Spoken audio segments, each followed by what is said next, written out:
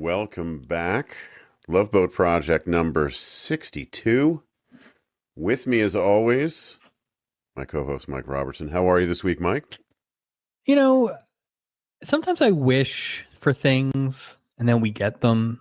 And I'm like, I don't know if I really should have wished for that. We were very excited when they started having like characters that would come back a second time. And we haven't seen a lot of them yet. I'm not counting Charo. That almost doesn't count. But like Jack Chanel, obviously that's a little different. He was back for a minute, so not similar. Vicky doesn't count because she's a guest now, although maybe not today. But Eleanor, old Eleanor, was the first like fleshed out character in a previous episode that's been a fleshed out character in this episode. And well, yeah, they didn't. I will say this. This is a bit of a sneak peek. Is we get another swing at this next week, not with Eleanor, okay, but with Vicky's aunt. Oh, good. Next week, so maybe it's another shot at redemption I like her for these return characters. After my second watch of this, I kind of buzzed through the first Eleanor episode, our episode about Dr. Todd and Eleanor, just to kind of see if there was anything. And I think issues that plagued Eleanor in her first appearance continue to plague her to this day and infected the rest of the people on the boat. But we'll get to that. I will say this. It's been a long time since I've said this. This was not a good episode. No. Eleanor, much like Moe from The Simpsons, was born a snake handler and will die a snake handler. You got a type, Eleanor? Jeez. We are here to talk about The Love Boat, Season 3, episode 13, according to IMDb. 11 according to me. Say that again. 11 according to me. 11 according. We have a whole. Yeah, it's confusing. Original air date, November 24th, 1979, in that comfortable time slot, 9 to 10 p.m. So we are post-Thanksgiving, right? This is the Saturday after Thanksgiving? Yes. Yeah. So, which is weird, honestly, weird to have new shows on the Saturday after Thanksgiving, I would think. I bet you that's not these days. I bet you that's not a new episode window for things. Maybe for some networks it is, but for some networks it isn't. Let's talk about the It Is network of NBC, saving the gem CBS for last again. 8 to 9 p.m. Chips Destruction Derby. Oh no! I got excited about it. I know. I was like, what? John and Ponch go undercover as demolition derby drivers and race against a beautiful lady to smoke out a gang of suspected drug smugglers. Well, they're always under. Everywhere in the 70s, just any race or anywhere, there's always drug smugglers. They are always undercover. Are they ever overcover anymore? I feel like every second episode is them undercover. That is true. Like, when are you guys in uniform? And these guys highway patrol? Like, so is it one of those things that we need guys who can handle the bike? Can you handle that? We need a couple of good-looking guys. Yeah, listen. We need someone who can play slow sax and wears black leather gloves. I keep vacillating, and because they're not easy to find, Chips and BJ and the Bear. And I know we have to watch. We definitely have to get to BJ and the Bear, but it's hard to find those. But it's like one of these days we're going to have to knock a Chips out too, because I just got to see I'm more curious in how ham-fisted these. Hey, Ponch, do you think we can borrow you from the Chips department for a week? Well, I wonder if they'd be on Peacock. I know that they have a lot of that older NBC. I haven't looked. So my first move is I look at IMDb and they have like all the watch options. Sure. So BJ and the Bears got nothing. So we're going to have to like dig on that one. I think Chips, we have a couple places to look. Yeah, it's Amazon or Well, and you just hope that one episode pops up. I mean, we found some stuff on YouTube randomly, so the search is always there. But listen, eagle-eyed listeners. Yeah, if you see it, you see something, let us know. You see something, say something. Say something. 9 o'clock, 9 to 10. BJ and the Bear. Episode called Gasohol. Oh, where's that boo button? BJ discovers that he can mix diesel fuel and moonshine liquor and get better mileage. Oh, again, God. No mention of the bear. How did he even discover this? I don't know what context. Well, aren't you just hauling like Coors Light across country? Like, well, I don't understand what. You're a scientist now. It's like a Mr. Wizard's work. Like, I don't. Well, no. Every week he's hauling. I mean, he had an elephant there. Something. Well, you know what it is, Mike. Well, they won't. They'll talk. This about is a elephant. Scathing takedown of Jimmy.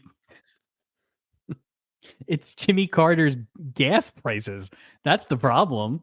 BJ's got to figure something out. So he's just dumping Schlitz into his gas tank. So. Maybe the bear just holds signs like Carter boo, Carter boo. Oh, that's, I don't know what you know what it is? The bear, the monkey figured it out. The monkey was like mixing stuff. That's how that happened. Well, the monkey had the moonshine. It was like a Reese's peanut butter cup, Get your moonshine out of my diesel fuel. Get your diesel fuel out of my moonshine. Once again, no mention of the bear. Be great is at the end. Be great at the end of the episode. They have the like one to grow on, or like knowing they have to battle, and it's just BJ and the bear. But they're sitting there talking about. Listen, we made a lot of jokes about gas and alcohol this week. Don't drink it, but do use it because these Democrats are. The bear takes his mask off. Look, kids, we love to joke on BJ and the bear. I'm a Reagan monkey. Yeah, 100%. I like Reaganomics.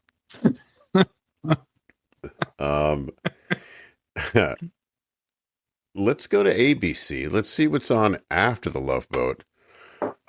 Normally I don't, but this is something right here. 10 to 11 on ABC. Fantasy Island, Class of 69 and the Pug.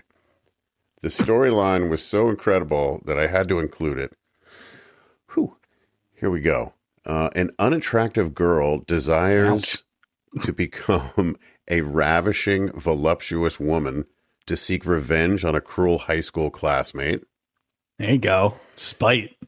And then the second is a former boxer is urged by his young son to fight the world champion.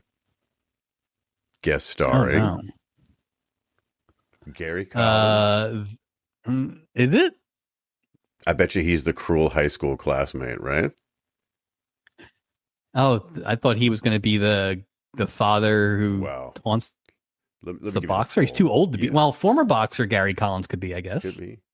He's too busy inventing the answering machine, sir. Okay. I can't imagine he's taking a punch.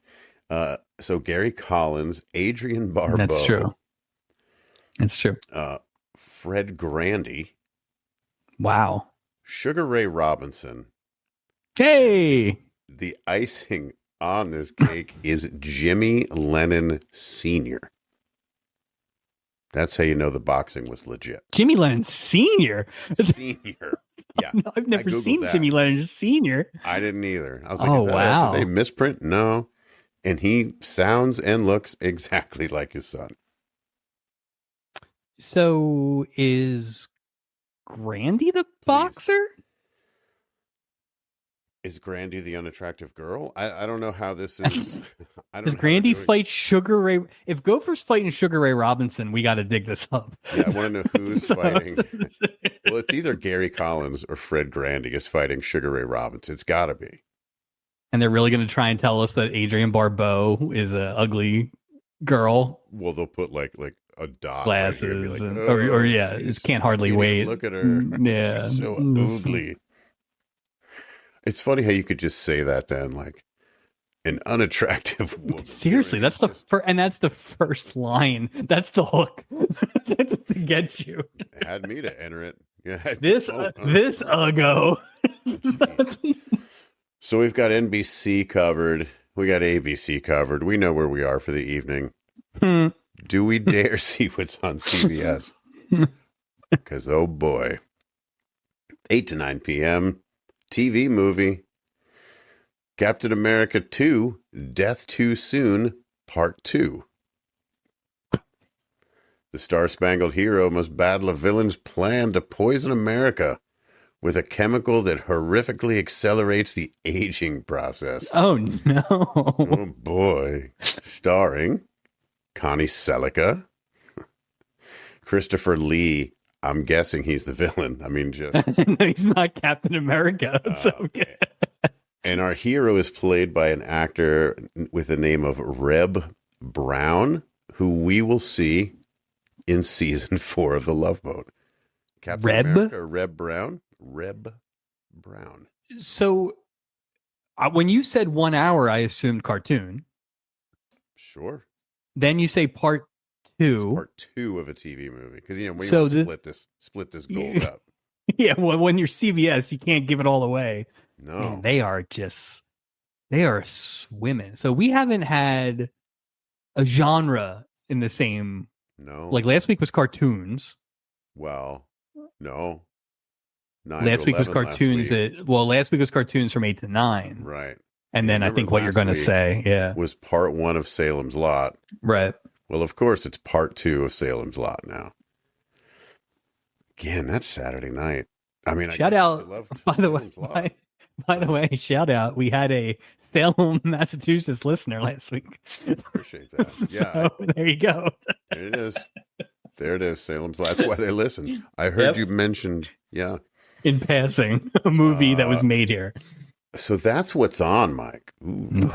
We're not really missing anything by watching The Boat. But I don't know. Synopsis for our episode this week is Doc's friend Lucy's boyfriend, Peter. That's a weird. Doc's friend Lucy's boyfriend, Peter. Wow. Fakes an illness to avoid marrying her. Because who wants to marry Barbie Benton? Barbie Benton, right. Batui. Steubing hopes to reunite with ex-flame Eleanor. Ex-flame? I'm gonna pull a card on ex-flame here. So. Nothing was flammable about those two. No. And recruits Gopher to keep teenage lovers Terry and Monica apart and appease a cruise line VIP. Other than the ex-flame. No, that's pretty fair. That's pretty fair. Although I could have used more of the cruise line executive. That guy I wish he was the whole.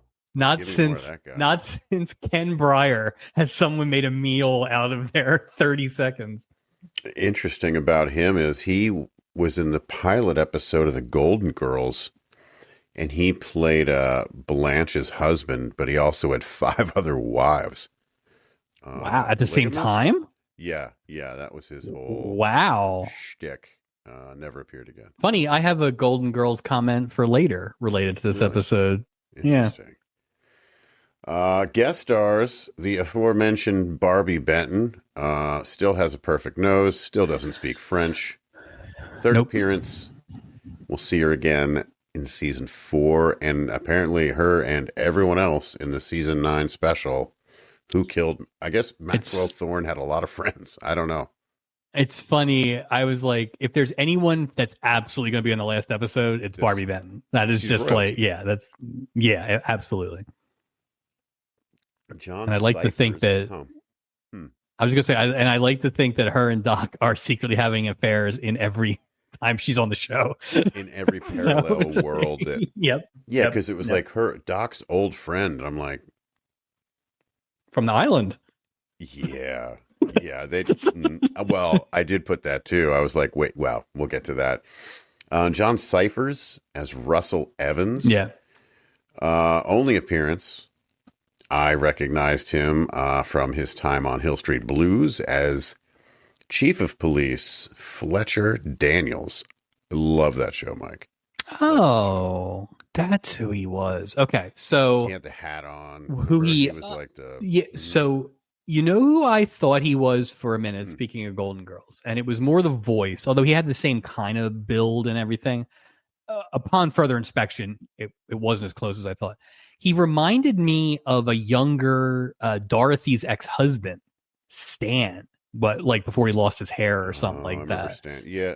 Yeah. I could kind of see I mean, closer look, definitely not. But that was Right. actually a mission. So when I looked him up, the only thing I knew him from, because I just didn't see the Hill Street Blues thing or whatever, because I was looking for Golden Girls, was he was in Masters of the Universe, As the movie. what was he? Was he Man at Arms? Yes, he was. Man at I was Arms. trying to remember which one. Okay. Yeah. Yep. No, that I have a knowledge base of that movie. So I went and saw that movie as a kid, and while I bet you it's better as like in retrospect, I just remember being disappointed because it was like, why are they in like a New York junkyard? Like, what's going on? Yeah, why does He-Man have like a Eastern European bone structure? Like, Yeah, what's going on? didn't this guy just get his ass kicked in Russia on Christmas? Like, why was Is it steroid? Well, it's funny because they're coming out with a new version of that on Netflix. That's a big deal. Really? You know, God knows how it'll be. It's from what I've read, it's truer to the cartoon / toys than that movie. That movie was a bit of a departure. It was also kind of like behind. It was a little late too. Yeah. Well, like honestly, all those cartoons were kind of wrapped by the time that movie. Yeah, I agree. I think the movie came out a good 5 years too late. So maybe 3 years too late, but definitely too late. Sorry. Kristen Kaufman. Kristen spelled with a C. She played Monica James. Her only appearance in Love Boat. There was nothing out there on her. I don't know who she might have just wandered on set and nobody noticed. She was apparently in. She was apparently in Back to the Future, but I mean, there were so many people, just like people in Back to the Future, that I don't know, like, you know. So, Timothy Murphy as Terry Gibson. Timothy Murphy sometimes went by the name Timothy Michael Murphy. We will see him 3 more times in The Love Boat. Oh. Sad story. Yeah. Died of AIDS, age 29. 29. Yeah. It's remember when we talked about the high school reunion episode, and that was the first time that I had really like thought about the fact that these characters would have been in Vietnam. Yes. Age or whatever. This is a similar thing, right? This is a similar thing where we've had a few people die of AIDS on the show here the last couple of years, and it's like, oh right, that's the era. And I think sometimes we're not quite there yet, but we're obviously, these people are going to be affected by that, and it's like I underrated it in terms. It just wasn't in my memory bank, and now we've had a few of them, and it's like, oh right, this is exactly when this was happening. So did you watch any of that it's slightly off topic here, did you watch any of that Charlie Sheen documentary on Netflix? No, I thought about it, and it was that thing where I like a lot of Charlie Sheen. Sure. And if you could tell me it's going to be like, we're going to talk about Wall Street and Platoon and Major League and all that stuff and all, Hot Shots. Yeah. No, so if you're going to talk about him and his dad, there's like, so if I could like cherry pick it, maybe I'd watch it, but I don't want to see like when he goes off the rails or anything. About 10 minutes of that documentary. So yeah, it's not right.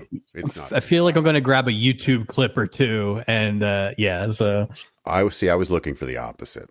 That's why we're such great co-hosts. As I was looking for the opposite thing that you weren't looking for in the documentary, and I got it, and there's a bunch of it. So it's just interesting when you start to talk about, these people. Just like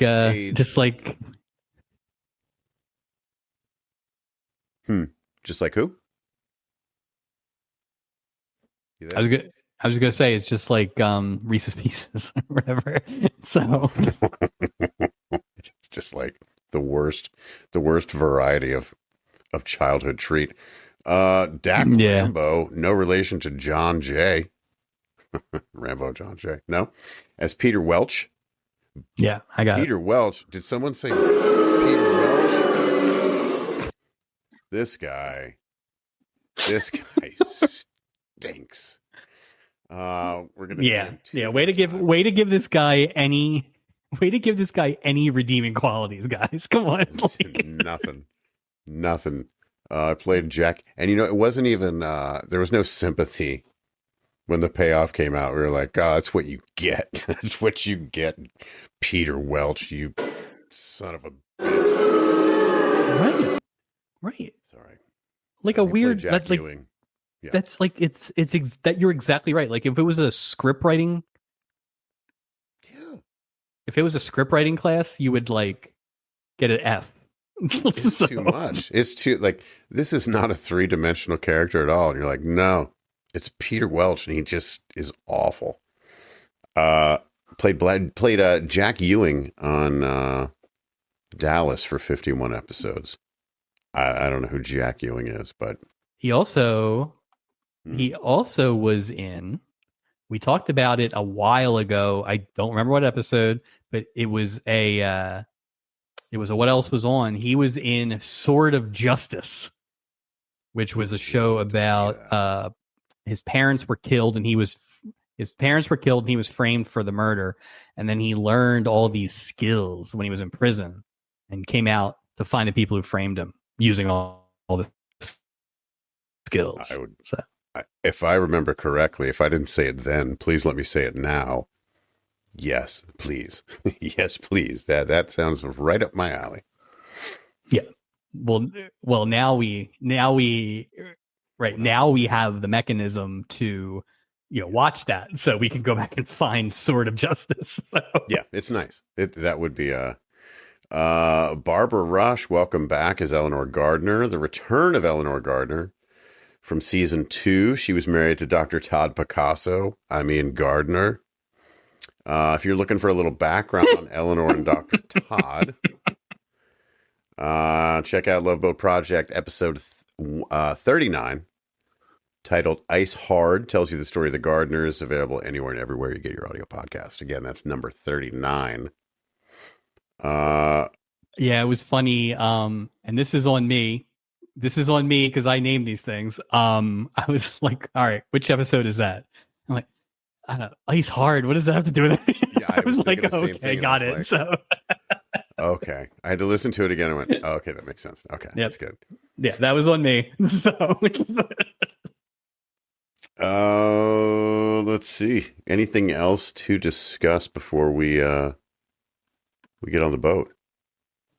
No, I think it's your boy's in it again. I don't know if we mentioned him. Oh, I know. Yeah. Sal the waiter. He's back. But yeah. Pretty. Maybe by the end of the season, maybe we could rank his appearances. Okay, that's fair. Just to see it's like 4. Just to see. There's 4. Yeah. Maybe we should rank his appearances versus Anderson's appearances as well. Because we're 11 episodes into a 25 episode season, so we're coming up on the halfway point. And I mean, has there even he's running away with part-time crew member? I mean, he's just just based on his work ethic alone, just for and no one else is there really. It's so weird. When did we have the most guest crew? Like when we had the guy that didn't really have a job, that was just polishing things. Was that season 1 or 2? So Schneider and Fish were season 2. We had Bob Crane and Borgia in season 1. We've obviously had other people too. But the fact that we've gone this long and not had a quote unquote star, it's just, that feels like the easiest way to get somebody onto this thing. So super easy. What a I'm surprised. Fun cameo. Get Tim Conway on here or something. Just at this point, anybody. But I mean, poor Peter Wells is trying to carry his suitcase, man. Get that guy a porter. Let's go. So. All right. Let's hop on the boat. We see Barbie Benton, perfect nose. Yep. Still doesn't speak a lick of French, walking downstairs to the lobby, and she is with gentlemen. Doc sees Barbie, walks over to her. Lucy says, I got your letter. It's still so weird to think that letter was like such a Common form of communication. Yeah, like nowadays, it's like, where would that be? You have text, call, email. You know what I think letter? this is? I think it's social media. Like, I think this is what social media would have been. Because if you think about it, I had the exact same thought you did. And I feel like communication in general is a big topic for tonight. Yeah. But the thought that Doc would be someone who corresponds a lot, whatever his motives may be, because he's on this boat for a long period of time. So maybe do but write letters. So maybe Doc's right. And it's probably easy to, well, I was going to say it's easier to keep track of your Doc. So he's probably got an elaborate filing system. So what if he's got like a map, you know, and like in Mask, all the places he wanted to go on Harley, and he's got like cities, Sylvia in Scottsdale, you know, just all little pins all over the country. Because it's like, I don't think this is real in real life, but definitely in the late 70s it is, where like a guy can't be friends with a girl that he's not trying to hook up with or whatever. Doc is spinning a lot of plates. So a lot of double living going on for old Doc, I bet at times. So, agreed. He's the best. Lucy introduces Doc to Peter Welch. Lucy says that she and Doc are, quote, old buddies. And I wrote, we were trapped on an island together, being held captive by Gomez Adams, is the note that I wrote. So when you see nice. And I hated him. Yeah. But then I didn't hate him. Yeah. Because what did he do? She dabbed his head with a scrunchie or something. Oh yeah. She hated him. That was their meet cute. Right. And she's the one to discover that the shotgun was full of sand. Right. Because if I remember correctly, before they get kidnapped, she basically tells Doc, all right, enough hitting on me. Let's go. And Doc turned her down. So. Yeah. She was like, oh, you're all talk. And he's like, slow down. Jeez. Yeah, Doc doesn't like that. What are you doing? I'll get you eventually. I'll get you in the middle of season 3 after your boyfriend dies. You'll be back to see me, and you'll wave to me. You'll call me an old buddy. Peter says that he sees one of his old buddies. Here we go. Scumbag Peter. Boo. Excuses himself to go say hello. Now, at this point, I'm thinking maybe he's really just going to say hi to an old friend. I don't know Peter. Right. We don't know anything at this point. Doc asked Lucy if this is the guy she wrote to him about, the one that she's going to marry. Lucy says that she has the most eligible bachelor in town. Question. I was like, isn't that like an insult? Like, God, how are you still single? Like, you must be crazy. You know what I mean? No, I think it's that classic trope, like a young Mike Taylor, right? You just can't nail this guy down. You know, he's just like, he's not the marrying kind. So, I see. Yeah. Slippery like an eel. Slippery like an eel. Yeah. Like a jelly deal on English pub night. That's what that's for. Oh, right. Happy pub night, everybody. Doc tells Lucy that he'll probably stay that way. And we see old scumbag Peter talking to a blonde. And he's trying to get the blonde to join him for a drink later. Boy, we are 2 minutes. The credits are still rolling. Like Peter's like, I want everybody on the boat to know exactly who I am. And he does it in a pretty, I'll give him this. He does it in a pretty clever way where he like is kind of talking past her, so it's not obvious that he's talking to her. It's so insulting, though. But I don't think our girl's looking for it anyway. But yeah, well, she's not, you know, I don't want to say it, you know. I don't think she's taking a lot in. You know what I mean? Like she's not noticing much with this Peter guy. I bet this Peter guy is being so blatant. Like this was also right. And we love Barbie, but this is definitely the dumbest of her 3 characters so that we've seen. So well, you think it's got to be I don't know. Yeah, I don't get it. But that's fine. Lucy tells Doc that he's getting suspicious in his old age. Peter tells Lucy that he was embarrassed because the person who he thought was his old buddy, turned out to be a stranger. Peter hugs Lucy and tells her it's going to be a great cruise. He says it, and he said that like, remember Roy Foster with the hooker? That he said it in the exact same way. Oh, we're just gonna be a pretty great cruise. Like, all right, they're just laying the. Yeah, you got Barbie Benton. Like, are you really this much of a jerk? Like, yeah, no kidding.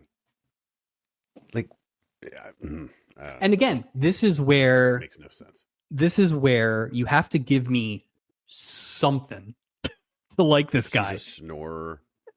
Just anything, or just wait one scene. So before you do this, like I hate this guy immediately. Allow the charm to collect a little bit before you're just withdrawing every bit of like humor or positivity out of this guy. We don't even know who you are yet. Right. Fully admit we are in the bag for Barbie. You know, we were gonna hate anyone who came against her, but this was egregious. This is it's awful. Some would say you get what you deserve. Yeah. That's right. Enter Terry Gibson. Pardon me. Enter young Terry Gibson. Wish it was Robert Gibson. And his young wife, Monica James. Well, first of all, about the same promo skills between those two. I agree. So it's yeah. Although he's the worker of the two. Is what he ain't the talker. Heard. No, he's not the talker. No. Oh, that's funny. I'll be thinking, just flipping that. That makes Monica the Ricky Morton. Monica James. Oh, that's funny. Who wears the pants? Neither. I'm Ricky Morton. That's Robert. Oh, that's funny. If you don't know, I'm sorry. It's they tell Isaac and Julie that they're married. They're in the honeymoon suite on the promenade deck. Terry and Monica walk to their cabin, and Terry comes back and gives them both a 25-cent tip. Yep. And Julie's been out of shape because Terry called her ma'am. Yeah, that is keeping with the new Julie character of aggrieved at every slight. Every possible turn. Poor Julie. Steubing standing by Gopher, and he sees Eleanor Gardner. Steubing yells Eleanor when he sees her. She gives him a big smile, and they greet with a hug. Steubing welcomes her back, says that she looks terrific. Eleanor says that she's divorced. The divorce is final. Steubing says he's sorry. She tells him that the cruise is this is her divorce celebration. Tells him that she's been dying to see him, and Steubing says, ditto, my table tonight, dinner. Yeah, dine with me at my table. Which, by the way, that was barely a captain's table. That was like a captain's pub top. Like that was like... garbage. Yeah, that was a bar table at best. That was total. That's a four-top. What? Come on. Well, he is so. It's funny how like he's sort of like he doesn't have a lot of time to talk right now, but not because he's busy, but because she's trying to check in. Right. Well, I don't want to slow you down. You must be busy checking in. So, and again, like I said, I'm going to be hitting communication a lot on this show. So what extent have these two been in communique since she got off the boat last season? Because my guess is, unless Steubing is so smooth that he asked about Todd to get, he would have known. He would have known. He should have known. And she acts as though she was surprised that he was on his ship. Like, honestly. Well, I thought that was weird too. It's like, why would you? She knows he's going to be there. It's his damn, but like, that was weird. Yeah. It didn't make any sense to me. Yeah. It was just unclear what they talked at all. Like, we'll get into it. I don't even know who to blame with all this because I don't know. It doesn't make any sense. Right. It's just like, ugh. Well, I would almost think that there would have to be some level of communication, maybe one letter of something. Maybe I couldn't bring myself to open your letter, Meryl, or something to get it back on the boat. They had jelly sticking. I mean, yeah, like, but it's a jelly deal. But now it's like, I don't. Well, I'll tell you one thing that didn't mean. It's either mean or really sad. It's one of the two. Or I think it also could be the third thing, which is the most dense people reading of any character I've ever seen in my entire life, because Eleanor misses every time. Every single thing. Every single time. And I don't think she's stupid. No. I just don't think she's listening to anybody.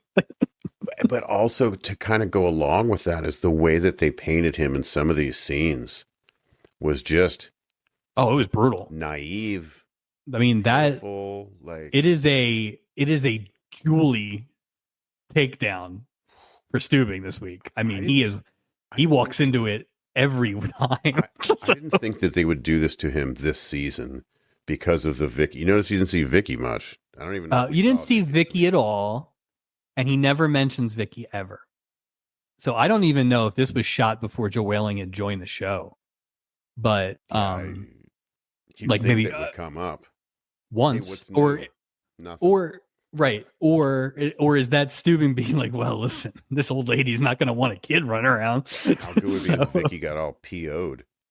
You know, like, how dare you? It'd be funny if you went back and looked, and there's just he's like kicking the door shut so Vicky can't get. So. She's screaming the C word at this lady. You know what I mean? The censors are going crazy. But it's that thing. The thing that made me think maybe this is pre her being on the show is because why wouldn't you just do one throwaway line like, yeah, Vicky's not on this cruise. She's got school. Anything. It's easy. But he really should have probably brought up to the woman he's pitching woo to that, he's got a kid. I mean, once you're losing, throw that out there. Maybe it'll change things. So, I don't think anything was changing this. I don't think there's so nothing either. that will ever change this. Like, she just does not. There are friend zones, and then there is the Berlin Wall of friend zones. I've been in friend zones before. There's nothing. Like, there's no chance. Oh my God. She came back on the boat because you're such a great gal pal.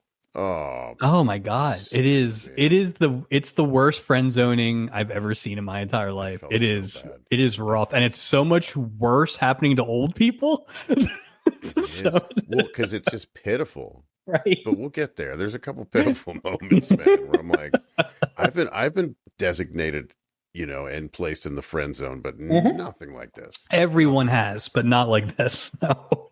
Wow. Well, Steubing smiles as she walks away. I hope he can't hear what we're saying, because he would not be smiling if he heard what we were saying right now. Doc walks up and asks if she has a case of captainitis.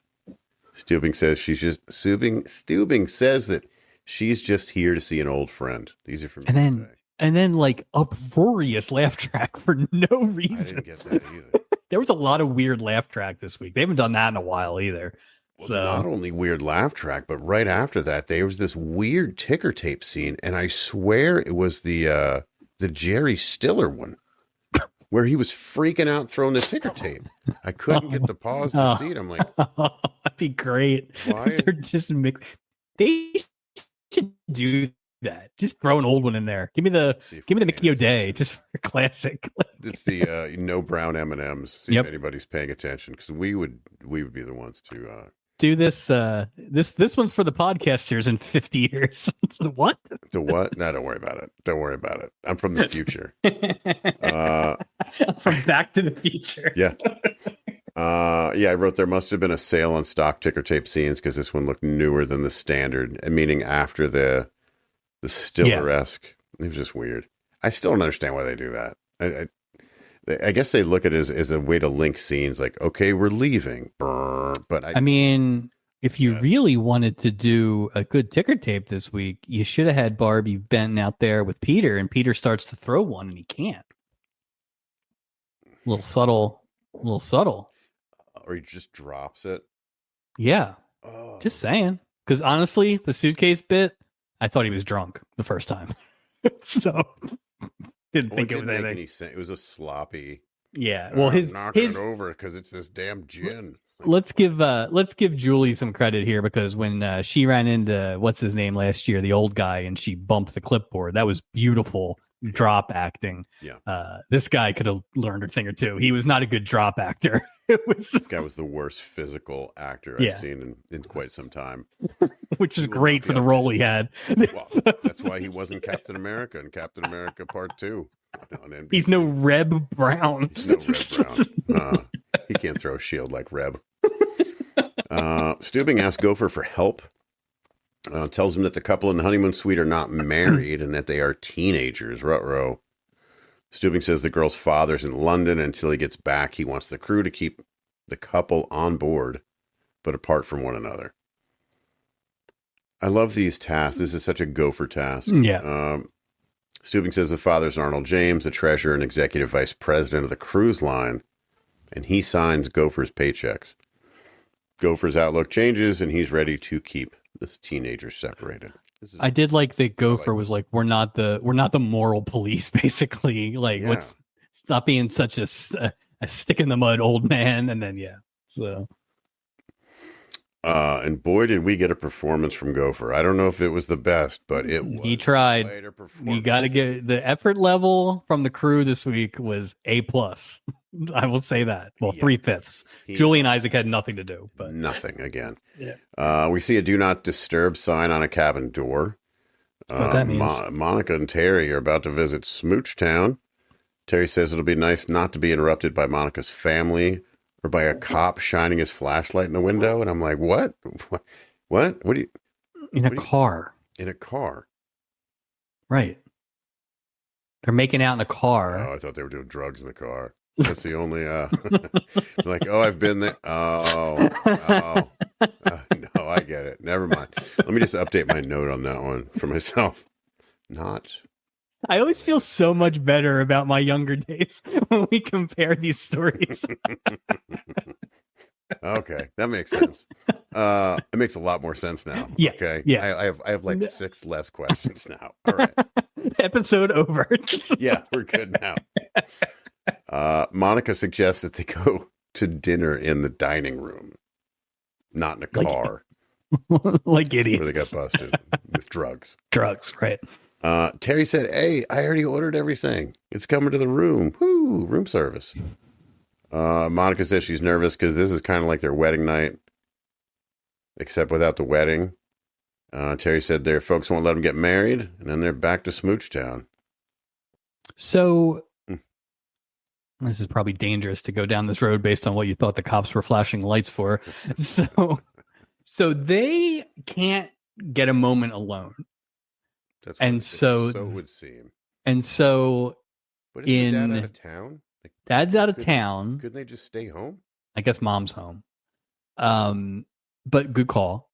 Also, no, I don't know where these kids live. I assume California. I assume Los Angeles, based on the fact that the guy's right around the corner, right down the street. Sure. Yeah. So, but do they not have other, like? Don't they have a shady motel or a friend's house, or to your point, when the people are away, or I don't know.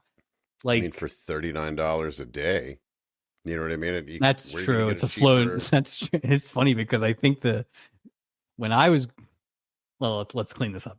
I believe the shady hotels and motels near my high school, sure, were about $39 a day. So that's probably the same thing. And so. you get to look at water. The other thing is, why would you go on a ship for the company? Yeah, that your father works for? Like, what kind of stupid? Yeah. Yeah, it's not a well thought out plan by these two dumb kids. And he knew they were there. What did he put an APB on all cruise ships, crappy motels, and like what? Like her dad threw out that net. Don't let him, but don't let him leave. Yeah, you know who wouldn't have given two shits about that? Would have been like Captain Norton on the Sun Princess. He would have been like, no, he's like, I don't know. That ain't my problem. You don't sign my paychecks, governor. Yeah, that's right. Yeah, I don't know who you are. Take it up with the queen.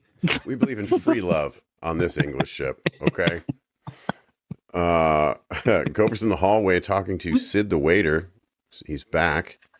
Tells Sid that if this food is for the honeymoon suite, to take it back. It's so dumb. It's so dumb, this line. Says he doesn't want them to eat in their cabin because what it could lead to. And Sid says, gas. Yeah. I can't believe he doesn't so just dumb. go, cha-cha-cha. It's just They don't give him a lot, but boy, does he just make the most of what he gets. They didn't let him leave the hallway this week. No, he was just in the hallway. They filmed that back to back. The Sid was on set for about 6 minutes this week. Yeah, Sid had a gig in Reno that weekend. So I wonder if they just record everything for Sid in like a 24-minute span. Like, you're done for the season, Sid. Enjoy. Well, this is his third one, and except for the one with Tayback, it's all been crew. So they could film him out in a day, pretty much. So. Right. Well, no, last week too he had that interaction. Oh, Kevin gave him that's right, Kevin. Yeah, you're right. I knew the cherries. Yeah, you're right. I was thinking of the Vicky scene, but not the Kevin scene. Apologies to future stubby nominee Kevin. I also wonder too if they kept that damn balance beam. Like, next time if we're in the spa gym, I wonder. Well, we did get a glimpse of the spa gym this week. Well, it wasn't there. I didn't see. Yeah, it wasn't there because Doc was working out. Doc was working out right where those beams would have been. So. Well, he has his own wooden jump rope platform. I don't know what. Oh, it's made of cedar. Like, what? What? Well, and you called it out last week, but man, that is the biggest orange juices in town. Dude. Like, you just generally don't drink that much juice in a serving. Juice glasses are small. Well, and again, it's not. When you're in the gym, they're like freebasing sugar all day, drinking all that juice. I guess it's okay because this gym is carpeted like all great gyms, but glass in a gym is not a great idea, just like the pool. So that's what I'm saying. It could have been worse for Matt. What if there was broken glass in that hot tub? Or juice? Didn't see that coming. Monica and Terry here to knock on their honeymoon suite door. It's Gopher. Tells them that it's time for a lifeboat drill and hands them each a life vest. Tells them to put on a vest. And he separates them by telling them to go to different lifeboats. Says to stay by the lifeboat until they receive the code word from the bosun's mate. So this is the second time we've had the lifeboat thing from Gopher. The first time was when Doc and Steubing were going after Connie Stevens. Right. So I wonder if this is some sort of potential running gag where anytime it's kind of like the Seinfeld when George would always say like Vandalay Industries or something like that. It's like, I wonder if that's Gopher's or we'll never see it again, but we'll never, what's one or the other. I thought it was a smart idea. Keep them separated. Nice. Hey, listen, he got it done, and I think he enjoyed himself too. I think Gopher had a good time this week. So just the makeup work. I mean, it was James Bond level makeup, or Hannibal from the A-Team level makeup. I'll tell you one thing, like poor Julie got stuck with an egg, but that Halloween costume when it's not Halloween is stacked. I didn't know they sold spirit gum at this gift shop. That was my biggest takeaway this week. Steubing is probing Julie like a 7th grader to find out if Eleanor said anything about him. Can I just say that this is when things shifted for me? Like, this is when I was it's been a while. Drop out. It's been a while since he hasn't been captainly, and it's not quite the same thing because it's obviously personal. But yes, he is a 9-year-old kid in these scenes. Yeah. I mean, when Julie is the more mature romantic person in the conversation. Yeah. And it's funny as this isn't even the worst. There's something later. It's not said. It's an action he performs. It is so pitiful. I had to put that captain's hat back in a box after I watched this episode. I can't look at it. It might come out next time. I can't even look at it. It was so bad. Julie tells Steubing that Eleanor said that this was going to be the most romantic cruise ever. Which is a weird thing to say because she said she was here on her celebration cruise for the divorce. But if you're by yourself, then why would you? And she's got no interest in Steubing, we find out. And she's met no other gentleman callers. Is what she was doing. This yeah, is she is. You know what she did? She read Dr. Todd's book. She's like, that guy's got some good points. I'm going to outdo Todd Picasso. That son of a bitch. That's exactly what happened. It didn't take much either. It didn't take a whole lot of, No, she sat at the table. Yeah. She was in the Pirates Cove for 10 minutes. She was obviously asking for it to be part of it. Yeah. And then she sighed. Then Steubing presses Julie for the type of sigh. Yeah. Oh, God, Wasn't great. Fast forward. I just. Julie reenacts the sigh, and Steubing giggles like a seventh grader again. Just yuck. And Steubing says that to Julie, you just may be the happiest man in the world. I think Steubing needs some time away from this ship and his military time duties. This dude is kind of get some land time, bro. So I will say this: it is they have not done a lot of Steubing romance things, but he's always wrong. Always wrong. And he always falls too hard too quickly. Even for people in this boat, he falls too hard too quickly.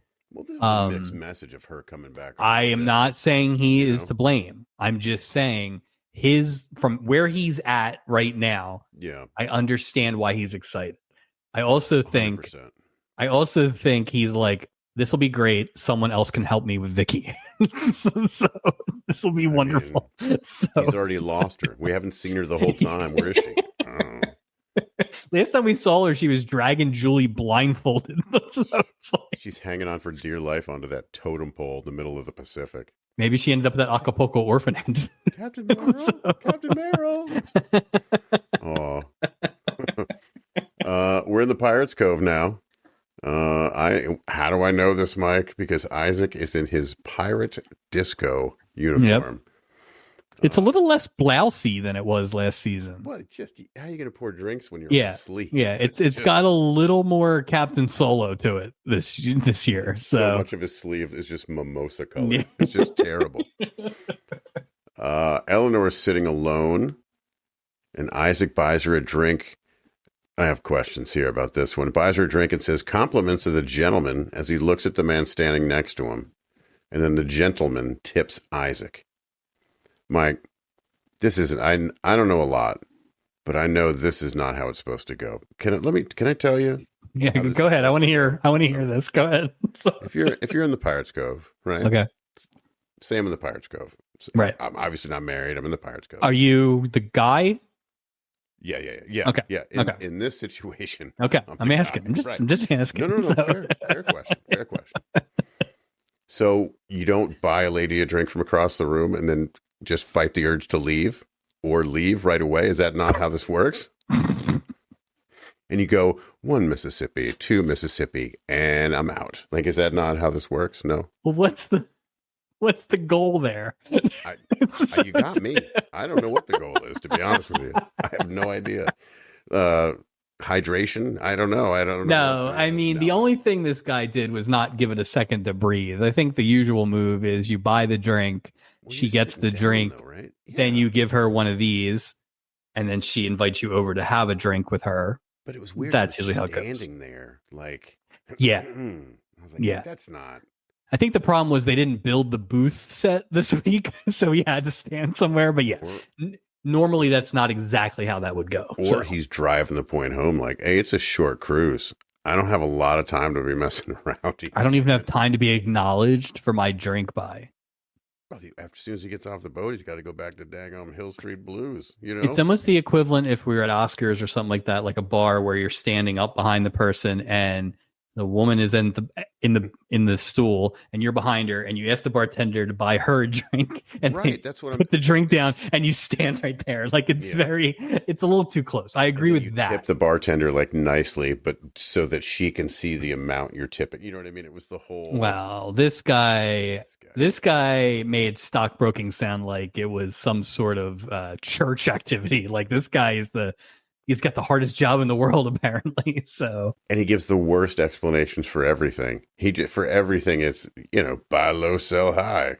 Like, yeah, why are you cheating on your wife? Oh, did I say that? Why are you? Yeah, the only thing he didn't give an explanation for was the last thing he said. Yeah, where's buy low, sell high on that one? Eleanor asks this. So he says. Sorry. Eleanor asks him if he always gives such a big tip. Gentleman replies, buy low, sell high. I don't even know what the context of that means. Because he's not buying low by giving a big tip. He's buying high. if he's saying he's buying her low, if he's saying buying the drink is buying low, selling high is nailing Eleanor. He should just give her the money. You know what I mean? Here's a drink for you and a 20.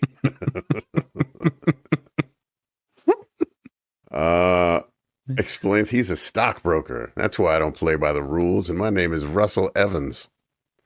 Eleanor introduces herself. Russell asks her to excuse the whole buying her a drink thing. It's just that this cruise is so short. And I see this attractive very short. woman. There's no time. Ugh, no time. And Eleanor is flattered because she's. You know what's funny though? Celebration. He said it's short, but then you think about it. Was it 2 nights? It was a quick. It was quick. Yeah, like quick those kids didn't go anywhere. I think it was 2 nights. So that guy didn't have time. Jeez, what is this boat? Like, what are you getting? Getting antibiotics as you're leaving? Like, what is this? They went to Port. The only thing they mentioned was Puerto. The only thing they mentioned was Puerto Vallarta. So this is just one that they have to take, to like get the tires out and stuff. So. Something, yeah. Like, just make sure everything's in proper working order. He asked to wine and dine her. I never thought about that approach. He wants to give her 1 share of TLC. TLC. Tender, loving care.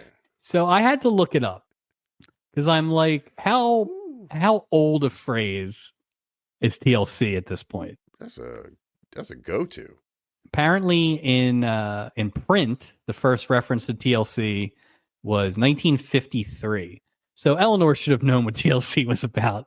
I was going to say, he's not speaking in code. This isn't some he didn't say NASA. What does that mean? You know what I mean? TLC means, well, she used to think TLC meant Todd loves couples. Oh, that's funny. That is true. I did write, I said, wow, we're only 11 minutes and 37 seconds into this episode, and Russell is determined to use all of his ammunition prior to the 12-minute mark. He is just, it's the end of the July 4th fireworks already. He's in by the end of the first act, and he's out by the middle of the third act. He's got nowhere to go. Gave her everything. So Eleanor tells Russell that she'll drink to that. Drink to what? Drink to 1 share of TLC. All right. So I guess that's like, okay, she's down. Apparently, she said, I'll drink to that. Right. Okay. He asked to take her to dinner, and she's like, damn it, I'm having dinner with that idiot Stuvington. I'm going to the... I got to eat at the captain's table, which is like, it's just a Fisher Price picnic table. You got to eat at. A pity dinner. There's a really rough camera cut here. I don't know what happened. And all of a sudden we're in the dining room. It's just a very abrupt shift. Gopher leads Lucy and Peter to their table, and Peter's wandering already. He's not even sitting down. He's looking at that lady at the table. Yeah. Yeah. So crazy. And I wrote, did he forget he's on a cruise with Barbie Benton? Like, what? Yeah. Blows my mind. What are you doing? And again, this is now 2 things with this guy. This is 2 things with this guy. And again, no redeeming quality of any kind. None. Lucy asks Peter if he'll pay this much attention to her once they're married. Peter says more. I wrote, boy, this guy's a real poet. with lines like more. Yup. Peter says he doesn't know. Lucy wants to know when they're going to get married. Peter says he doesn't know and that there's plenty of time. And Peter and the woman at the next table are still making eyes at each other. I was so mad. I was so mad at this guy. I'm like, what? Why would you? Anyway, that's a Peter thing. That's so Peter. Lucy sort of busts him a little bit and then presses him by saying that she'd like to set the date. Man, Peter must have his pockets full of jewelry because he has a run ready to go. Yeah. Upset? Bam! Hands her a jewelry box. You think he tied you over? You think he swung by the gift shop on the way to dinner? Tons of stuff. Well, see if April's working. That's such a weird thing to say. Here's something to tide you over. I remember there was years ago, there was this girl that I liked and she was dating this guy and they were like broken up, but not broken up. And he sent her flowers and the card said, "Because I can." And she's like, "Oh, you sent me these Because I flowers?" can? Yeah. And she's like, "Oh, look at the sweet card." And I went, I don't even know what that means. Like, that's not sweet. Did he meant to say because I care? And it was a typo? I don't see that rolling off that dude's tongue. Yeah, no, I think it was accurate. It was so weird. I was just like, what an odd. You'd be better off with no note. Just like saying, instead of saying, "Here's something to tide you over," if he had just presented this. So do you think that the reason Barbie Benton was so gung-ho on locking him down for marriage is more because she knows what a cad this guy is and somehow being married would stop it? It's not like we saw any worth out of Peter in any way. I think it's an ego thing in the sense that he wants to be married to the prettiest girl. It makes him feel better. You know what I mean? Like, makes him look better. "Quote unquote." I think that's kind of what it is. So she's almost like a trophy, which is insulting to Barbie Benton. Right. And he's going to do all this crap behind her back. It's terrible. You get what you deserve, Mike. Get what you deserve. That's true. That is true. Boy, Barbie sure can. I mean, Lucy sure can pick. Damn it, Barbie Benton. It's a gold necklace with a diamond. Must be a very tiny diamond. I had my little diamond thing out. I couldn't get a carat count on that thing. Lucy thinks this is great. Immediately asks Peter to put it on for her. He goes to put it on her and then winks at the woman at the next table. And which is like, yeah, like this is, you've gone too far. You're not giving this guy any redemption at this point. You need me to care about him a little bit. Like, they went too far here. I completely agree. Like, he is like, okay, it was overkill. We hate this son of a bitch now. So if that was the goal, mission accomplished. So yeah, but why is it the goal? Like, from a storytelling perspective, it makes no sense that this is the goal. Well, it damages the story. You know what it really should have been? It, huh? I don't want this, but you know what it should have been? What's that? He should have been sick. She should have been sick? And he then feels guilty that he's going to lose her. And he stops because she's sick. Yep. Now, does she have the cannibal's disease, or does she Yes. Yeah, she would have the cannibal's disease. Monica James is still on deck, still wearing her life jacket. And Robert Gibson's also on deck, still in his life jacket, and they're separated. I can't undo that. And I wrote, "Good job, Gopher." I mean, really, keep him separated. I mean, these kids are pretty stupid. So to be fair, couldn't be much dumber than you gonna tell me that the Monica grows up? You know, she lives on boats. I mean, the dad's the treasury guy for the line.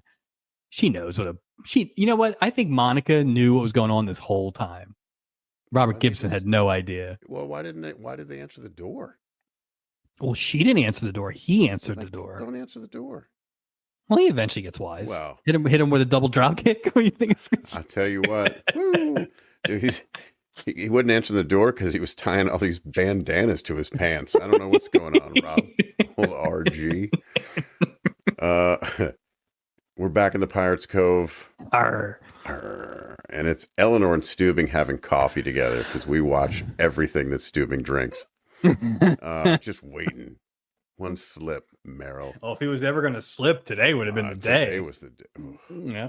Eleanor tells him that shut up, Julie. Leave me alone. Enough. Just gets really, it'd be great. Really dark. Really dark. Just he's drinking that Gasohol.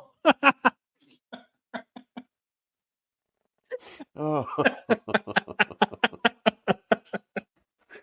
Oh, that's funny. I don't drink often, but when I do, I drink it's me. It's me and the monkey. Oh God, him and Steubing and the bear all sat up on the bridge, just getting hammered. Hey, have you been friend zoned this week? Like me, my friend, the bear. Yeah, the bear. He doesn't even get mentioned. I'm not ashamed of you. Eleanor tells him that she's been thinking about him so much during the divorce and she couldn't wait to talk to him. Stubing tells her that it's all over now. Eleanor says how scary it is being a single woman again. I wrote, she didn't seem scared like 3 minutes ago. Like in your previous visit your pre-dinner visit to the Cove, you were not scared at all. It was so scary being single for 28 minutes. You weren't scared when you were like, I will allow you to shag me. Go ahead. That's one share of TLC. Stop it. Said she feels giddy and excited. She wants to be able to say yes to life and to love. And that dress. Man. And this is, he goes, yeah. Then say it. Then say it. He's clueless, man. Say it. Well, hold on now. Hold on now. At this point, at this point, right now. Right now. Okay. He thinks, now, is that somewhat on him for not locking this up a little more before she gets on the boat? Absolutely. But I think at this point right now, he thinks that she came back for him.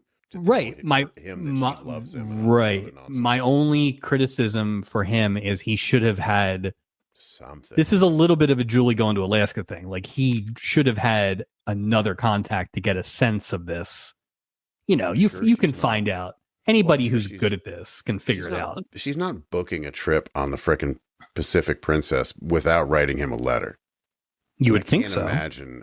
Yeah, you would think so. I can't imagine that there's no communication at all. But again, she is the worst communicator in the history of the world. She communicated very clearly to the chief of police from Hill Street Blues a few minutes ago. That's true. And how that turned out. Hey. Yeah, Dumpsville, USA. Yeah. Be careful out there. Be careful. And if anyone says I was with them, they're a damn liar. Gotta go. Be safe out there. Well, she says that she needed that encouragement from him. And I wrote, "Uh-oh, this is bad." And Stewie is clueless. Like, I know this conversation. He's walking into this one. He has no idea. He's done with a smile on his face. This dumb SOB. Oh, no. And Stubing asked her to spend the rest of the night with him. You know what that means, Mike. You know what he's talking about, Mike. Oh, yeah. You know what he's talking about. Yep. He's like, fornication. I've been saving my afternoon donuts. I have 2 for each of us. Well, I mean, he hasn't had business since the end of season 1. Well, no, the magician, we assume, right? Or the fortune teller. It had to be the fortune teller, right? That's my guess. So maybe. That's middle of season 2. If it happened, it's that. Yeah, it's either that or Jessica Walter. There haven't been a lot of opportunities, honestly. So that time he stepped off the boat to go somewhere, we don't know what he was doing. We don't know what. You're so obsessed with him falling in the water. I have his whereabouts marked. He's either on the ship, he just fell in the water, or he's in that bar in Mexico that doesn't have any alcohol. One of those 3. Oh, right. I guess we didn't count when he made sweet love to Raymond Burr. I apologize. That's right. Let me get you loaded on non-alcoholic margaritas. He's got a type, though, because she drank margaritas, too. Yeah. I mean, that was the... Eleanor says she's accepted a date to go dancing. That wasn't what she accepted. Let's just... Not even trying to be funny, but that's not what she accepted. Dancing in the Acapulco lounge, and after, she might even say yes. Yeah, boy, that is turning. It's the Simpsons with Ralph, right? Where it's like you can see his heart break right here. Like, it's just like... it's not you. I don't want to dance with you. I don't want to hang out with you. I'm dancing with another person. Thank you for convincing me to go bang the stranger and not you. I wouldn't have had the courage. Otherwise, I might have hung out with you all night. Jeez. This is tough. Man. She says goodnight, and Stubing is left alone and is just... He's stunned. Like if you shine a really bright light in someone's eye, they don't know what to do. And I hope that they didn't have the audio up in the Pirates Cove, because they play some sad ass music on the way out too. Like... Or if he had the CB on and the whole ship could hear him get like. He's like, Julie, I want everyone to hear when Eleanor and I reunite. Turn it on. Turn it on. Turn on the sound to everyone. All of Los Angeles, you'll hear. Tell the ship's radio officer to call that Dr. Barnes, night surgeon. I want him to hear how a real man operates. This is how a captain makes love to a woman. Don't hit stop. You're gonna keep no matter what I say. We go to our first commercial break for stewing. We're back. Gopher's on the phone with Sid. And he's being told that Monica and Robert Gibson are back in the honeymoon suite together. That's funny now. Now it's the Rock and Roll Express. Yep. Sharing a honeymoon suite. It gets even better. It's the Great American Bash. It was 86. Something. I think I think Dustin got fired for color on the track. They're gonna double date with the Kernoodles. Oh, nice. And I'm thinking, well, how long did he think the lifeboat gag would work? I mean, really? He's like, okay, well, to be fair, he's busy applying his costume, so he needed a break. He glued those hairs on his face at light speed, but we'll go. Okay, here it is, Mike. This is the saddest. We've moved to the Acapulco Lounge for some dancing. Immediately, we're getting this, isn't it? Immediately, Peter Welch swaps dance partners with Doc, which you and I know that this is not how that is supposed to work. No. We've Doc's now dancing with Lucy. Peter's now dancing with Julie. Doc said that was the slickest handoff he's seen since the Super Bowl. Yeah. Sports. And unfortunately for Julie, she is just Yeah, don't worry. She's just the middle. She's the middle bump when someone is skipping from one spot to the other. That's all. She's barely a woman. You know. Did they even show her? Did they even show her dancing? No, right? Like the back of her head like, dancing by, but Lucy says that he's only dancing with Julie. And I was like, what? Yeah, poor Julie. It shows Doc the cheap ass necklace that Peter gave her over dinner. She asks him if it proves something and tells Doc that they'll be married someday. And Doc says, you can get married in Puerto Vallarta very easily and he'll be your bridesmaid. And Lucy says, Peter will do it. And Mike says, no fucking way will he do it. No way is that happening. I really liked this because this feels Doc talks to his female friend the way that I talk to my female friends. This was very advanced for the time, I think, in terms of like their actual relationship. If you don't think that Doc is like keeping her around for things, right? It's like they're actual friends. This is you could have dropped this into like a late 90s sitcom and it would have been the exact same thing. So I thought this was really good. Well, it just shows that, there's a lot of layers to this bricker. You know what I mean? Oh, listen, I mean, we shook out the race for best crew member today. We kind of shook shook the Etch-a-Sketch a little bit and let things resettle a little bit. We definitely got some efforts, and I guess we can debate, but I think we got an episode of Bricker in here later. We definitely got an episode of Bricker in here. I mean, he was the driving force.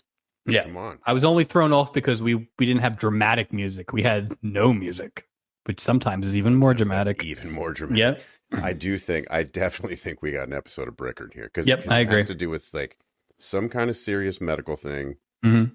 And he's like, dear God, one of those kind of things. And it was in the third act, which is when Bricker airs. Yeah. Bricker always airs the third act, and the guest always dies in the fourth. So we'll see what happens. The underage couple, they're smooching in the honeymoon suite.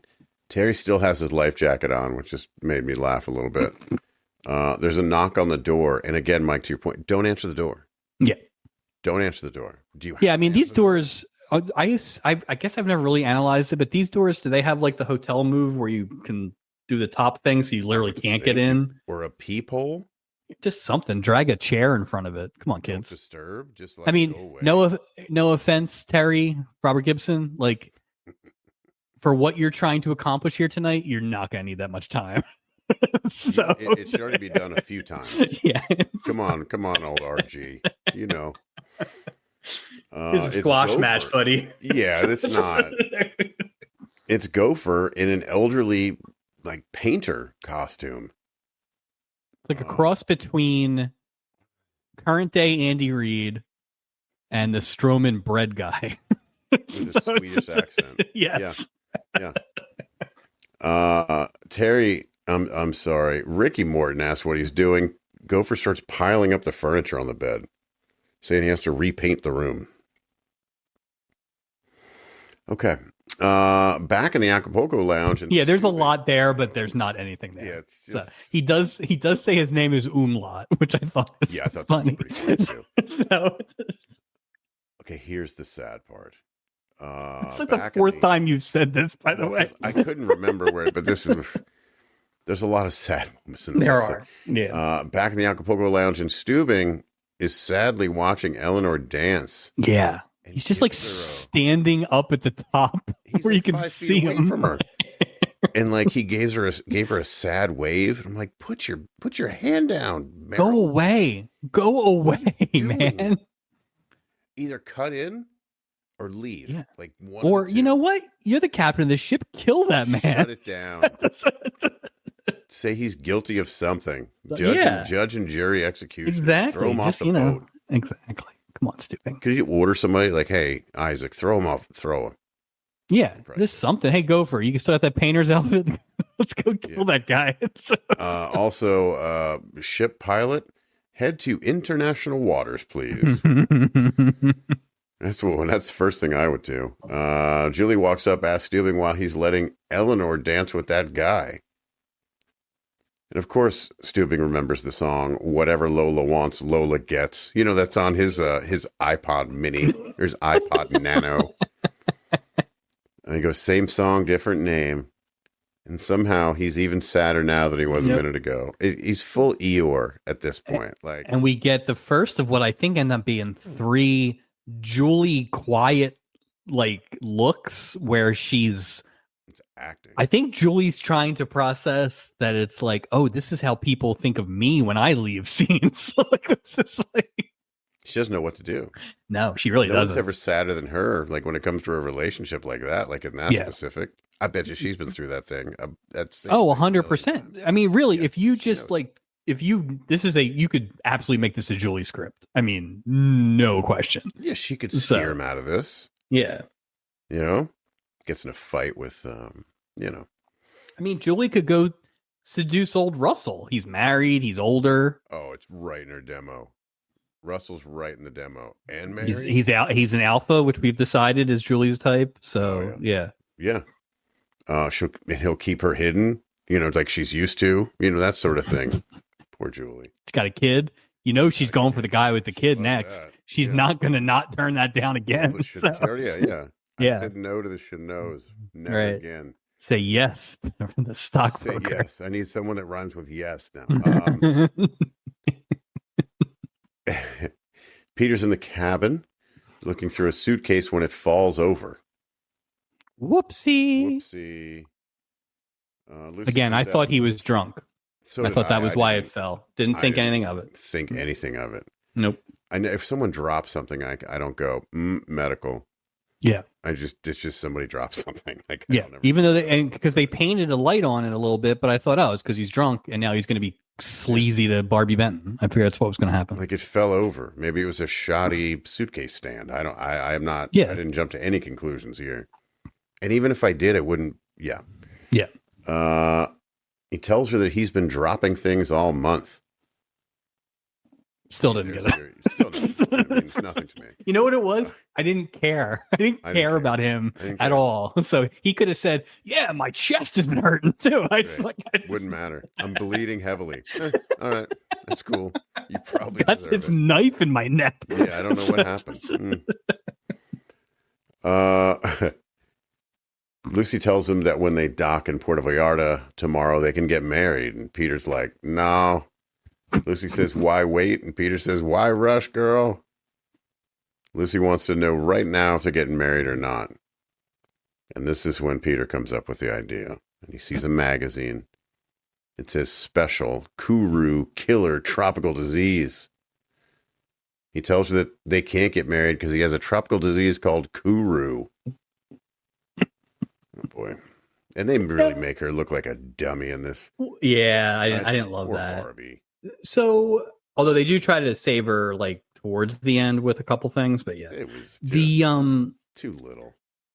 So, I don't know who decorates the cabins with magazines. Maybe somebody bought that at the newsstand, but this is like having an in-flight magazine where it talks about planes exploding. It's like, why do I want to hear about a tropical disease while I'm going to the tropics? Like, tell me about the diseases in the Atlantic Ocean. Yeah. You know, or no diseases. Well, don't show us ones in the Caribbean because somehow you can show us. Can leap right over Panama. You can show us one. Yeah, that's true. That's just one. Just one. Peter tells her they can't. He's lost his appetite. In a month, he'll get weak, and they'll have to go to the hospital.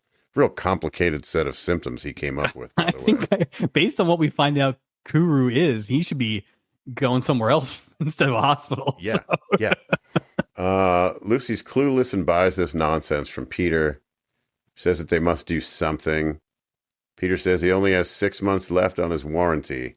Then he gets recalled to the big people plant in the sky. You know what the problem is with this, where we're at now with this, in addition to like what we've said about Peter and everything, is so neither of love Barbie Ben, neither of these guys is a good enough actor to like actually give this any weight, even though it's being played for laughs. But like they needed to make her dumber, honestly. Yeah. Like or something. It's just like this part, because you wouldn't if you buy that this guy's dying, you wouldn't have acted that way, although she really doesn't act that much differently when he actually is dying. No, but let's just be honest. She's not Meryl Streep winning an Oscar. No. So, but we love her. We love her. We love her. We love her. She's the best. Is she still alive, by the way? I think so. I mean, she's only in her like 20s during this. Yeah. I think Hep's gotten old. So. That's a good point. Shout out Barbie Ben. Monica and Terry in the honeymoon suite with a Swedish painter. By the way, Jorgen Umlaut is the name he went with. They wake up Gopher as he is asleep. Monica and Terry exit the honeymoon suite to get away from this Swedish painter. We're in the Seawind Spa, and Doc is jumping ropes with his socks pulled all the way up, which seemed really weird to me. Crisscross applesauce, too. He's really going at it. Yeah. The short shorts, long socks. They just think they're like ankle support. It's probably ankle support. I think all those tube socks back then they didn't move. They didn't go down. No, you bought them like pre-extended. It was like they had stripes. They used to have stripes on them, so you knew where to put your knees. I don't. She's talking to Doc about. She's talking to Lucy about Peter. She explains that Peter only has 6 months to live, and he's like, Kuru disease. Doc laughs and explains the only way you can get Kuru is if you're a cannibal. Didn't see that coming. Didn't see that. I didn't. Yeah, cannibal. That was a bit extreme. Lucy says she'll get him back for this if it's the last thing she does. I wonder if she's going to put mustard in his closet like Julie did.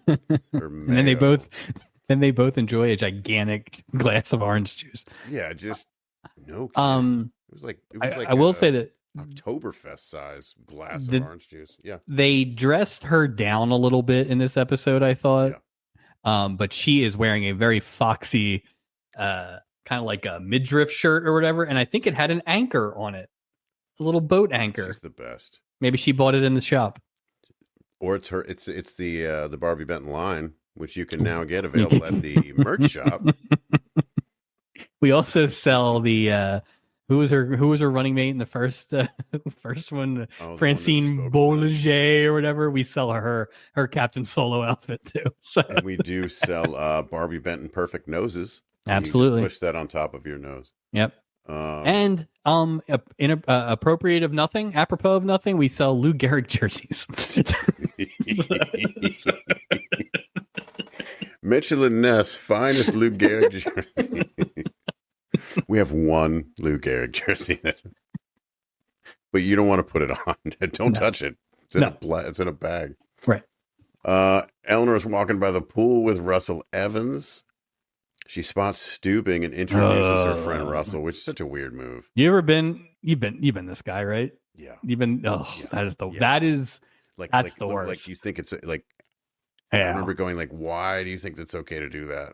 Yeah. This is I've had that happen in the cases where maybe the lady didn't know.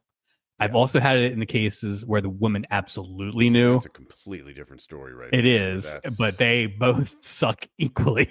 Oh. So, yeah, I could see. Yeah, because you know what it does? It almost like, I don't know. I think it almost like puts you in a slot. You know, well, it's not just like, that, but it's also. I always thought there was also like a if you're the guy and the woman doesn't know, yeah, then you're kind of like trying to better this guy, but you don't want to be an asshole to the guy. The guy has done nothing wrong. Like that guy has done nothing wrong, right? This is not public enemy number one, and that's the balance, you know, right? So yeah. So, but that's where I get here is you don't see any anger in Stubing. You just see sad in Stubing. Like he's not. He doesn't have the ability. He doesn't have that level of the game, right? He doesn't have the. Yeah. He's not an alpha. For being a captain, he's not an alpha. At least when it comes to love, Mike. Or musical taste. Or shorts. Or shorts or socks. He loves to show off the middle part of his leg, which is just weird to me. A 3-inch strip above the knee is what I like to. Russell leaves to check on their reservations in Puerto Vallarta. Eleanor tells Stubing how terrific Russell is. Man, come on. Eleanor says that Russell is smooth. And Stubing says, a little too smooth if you ask me. Yeah. I heard he's gay also. Yeah, I heard he's super gay. And he hates animals too. Stubing says he's not being overprotective. He's being jealous. And Eleanor, who might be dumber than me in these situations, is so like, yeah. It's yeah. It's selective stupidity here. It doesn't make any sense. And it's that thing too where it's like Stubing has done everything Stubing does, right? Like he's certainly not being subtle for him. No.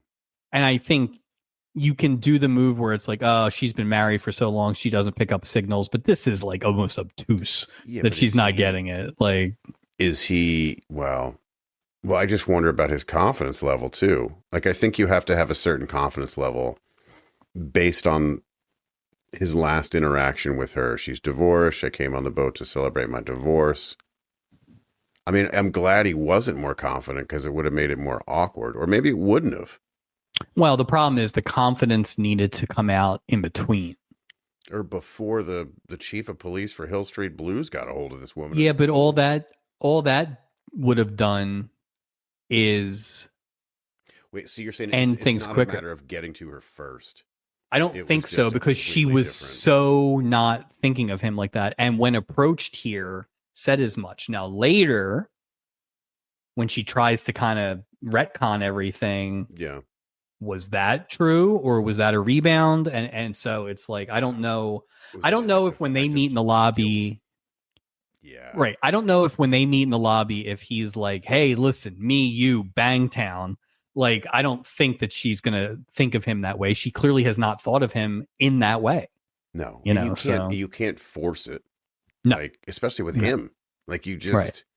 I mean, maybe if you like had a romantic day planned and got her out right away, that maybe you could get there, but it's like invite her to dinner, which is like, it's not even a thing. It's just like a throwaway, you know. Everybody's gonna eat. Yeah, nobody wants your stupid table. Yeah.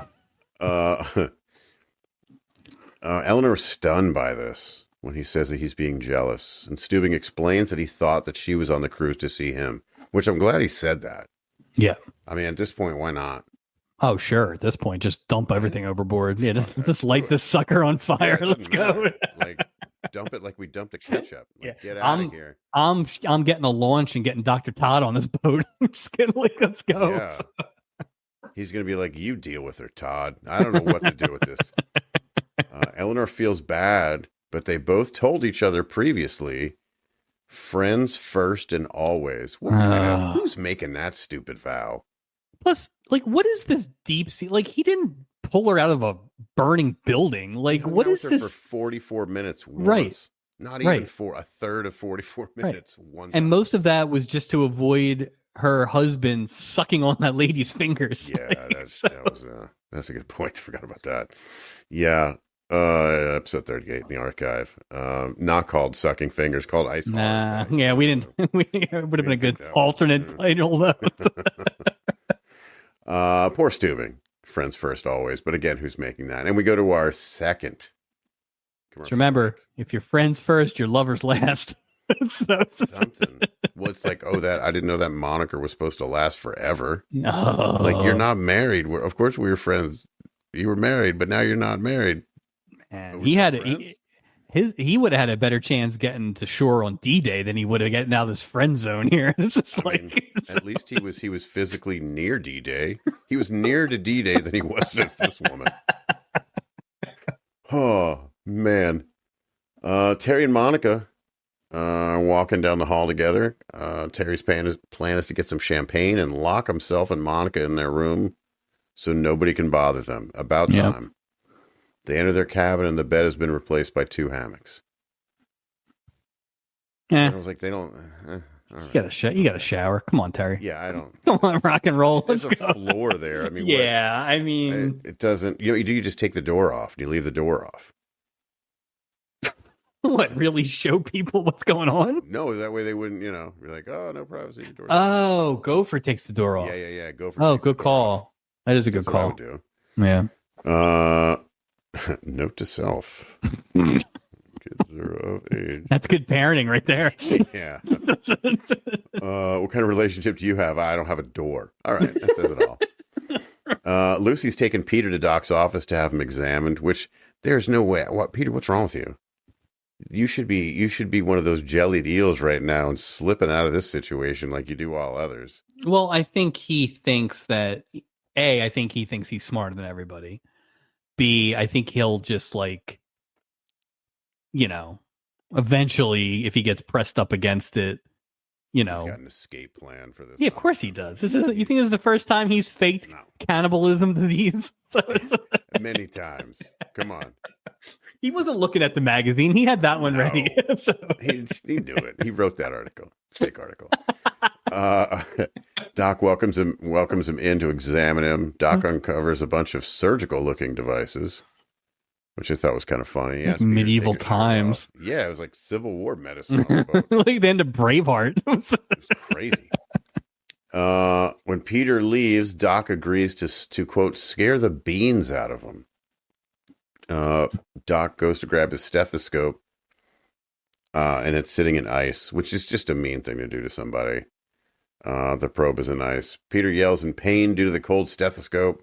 That's a nice thing to do to a dying man. You don't even know it, Doc. Jeez.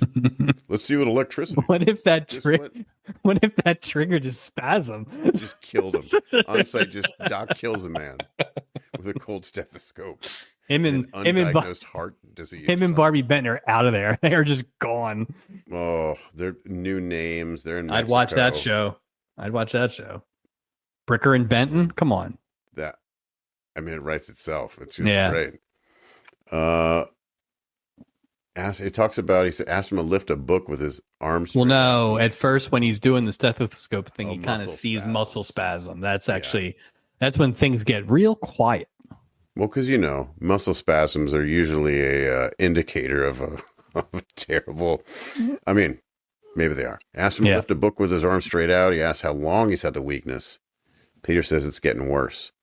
And we get to see concerned Bricker face. And we are now in the beginning of the Bricker episode. He tosses Barbie Benton, and that's when you really know. Like, that's the cold open. He asks her to leave. Get out of here. Beat it. Eleanor and Russell are smooching in their cabin. And Russell says, wasn't that a lot more fun than lunch in Puerto Vallarta? More smooching. Eleanor says they should skip dinner. Whoa, slow down there, Spark plug. Jeez, Eleanor. She says she never thought she'd feel this way about a man again. Uh-oh. Poor Steubing. He's like in the closet hearing this. That's funny. Russell's saying they only have a few more days together on the cruise. And Eleanor, blah, blah, blah, about what's going to happen when we get to L.A.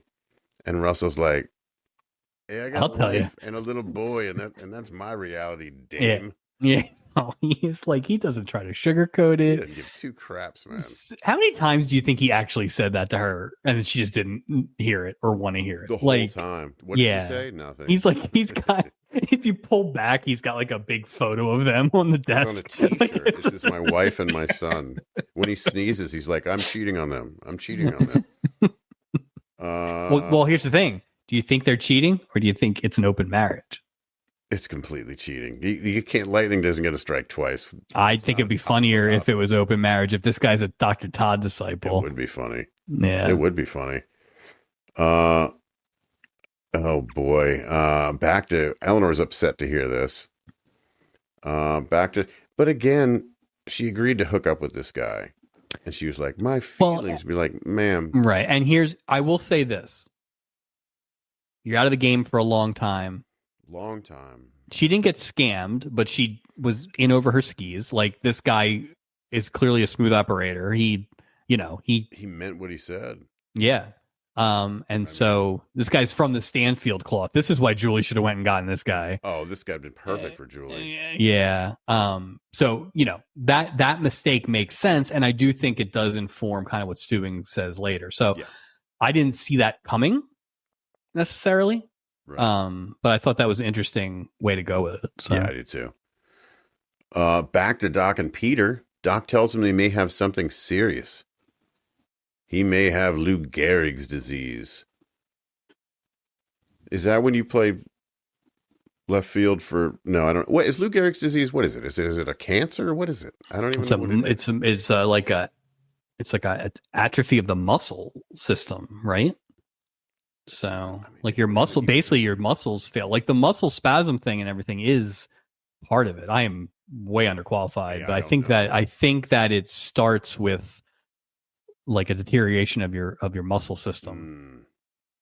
Because I actually looked it up because I was curious about Gehrig, and it was interesting because Lou Gehrig went to the Mayo Clinic to get diagnosed, whereas Peter's getting it on the boat. Steubing or from from Bricker. Yeah, but it sounds like he got diagnosed in the middle of like 1939, but he had played through 1938 and the beginning of 1939, and he actually had better stats in the second half of 38, but they said like physically you could see some differences. So if this guy is, I mean, they're obviously doing it over dramatic here, right? But I think that's the idea, is that you just kind of, motor function seems too simple, but I feel like that's part of it. So wow.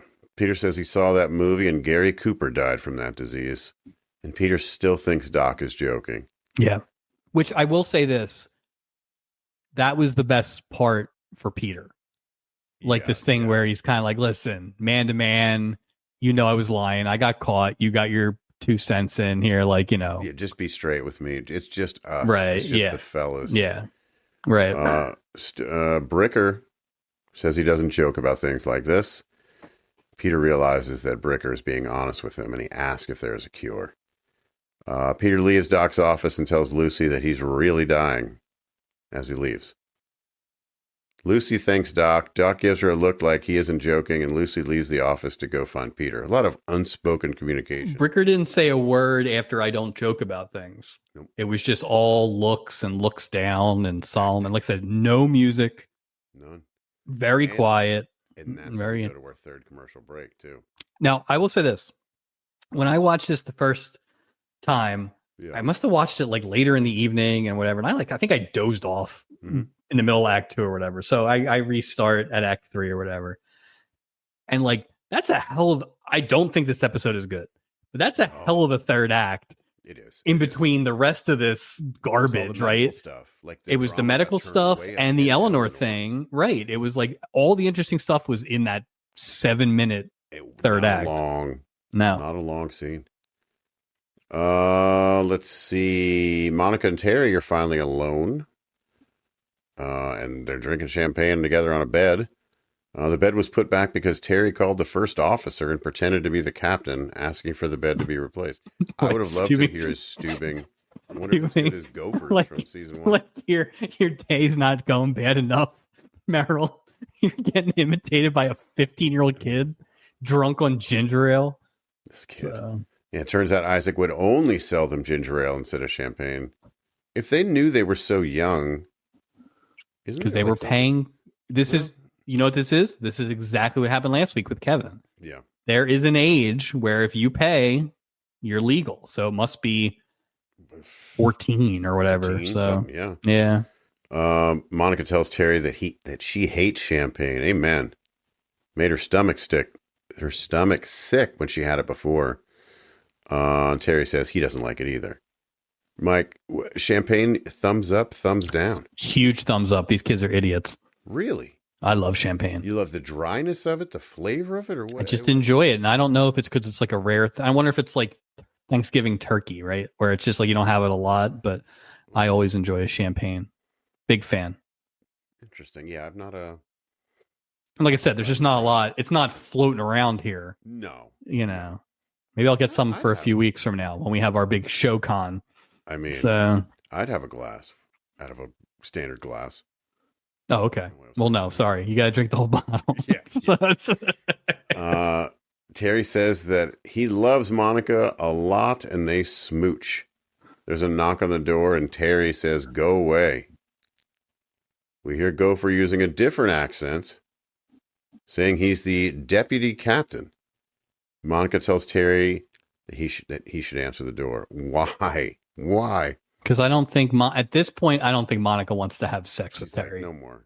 Yeah, no more. Like anything to Yeah, I don't. You haven't sealed the deal yet, kid. I don't think. Yeah. Terry enters the door. It's Gopher dressed as a Scottish deputy captain with an eye patch, wig, beard, and a kilt. Wow. Tells Terry that his doctor said that he should talk about his problems. Terry tells him to leave, but Monica feels bad and asks him to stay. Yeah. How much of this do you think was scripted, and how much of this was just Grandy going off? There's a lot of Grandy. Yeah. Let him go. Just go. You got 9 minutes. Just do whatever you want. So. We see Stubing walking on deck with Julie. Stubing asks Julie to invite both Eleanor and Russell to join him for dinner. Come on, dude. Come on, get a stop with it. If I hear him say, "Oh, my table," enough with. I'm so over the captain's dinner. We're what, 3.5 seasons or 2.5, whatever. It is beyond ridiculous. I'm so tired of hearing about the damn. Well, it's getting worse. It is getting worse. If we had proper captain's dinners, I'd be fine with it. But they're just, it's just a line I think they just get comfortable with.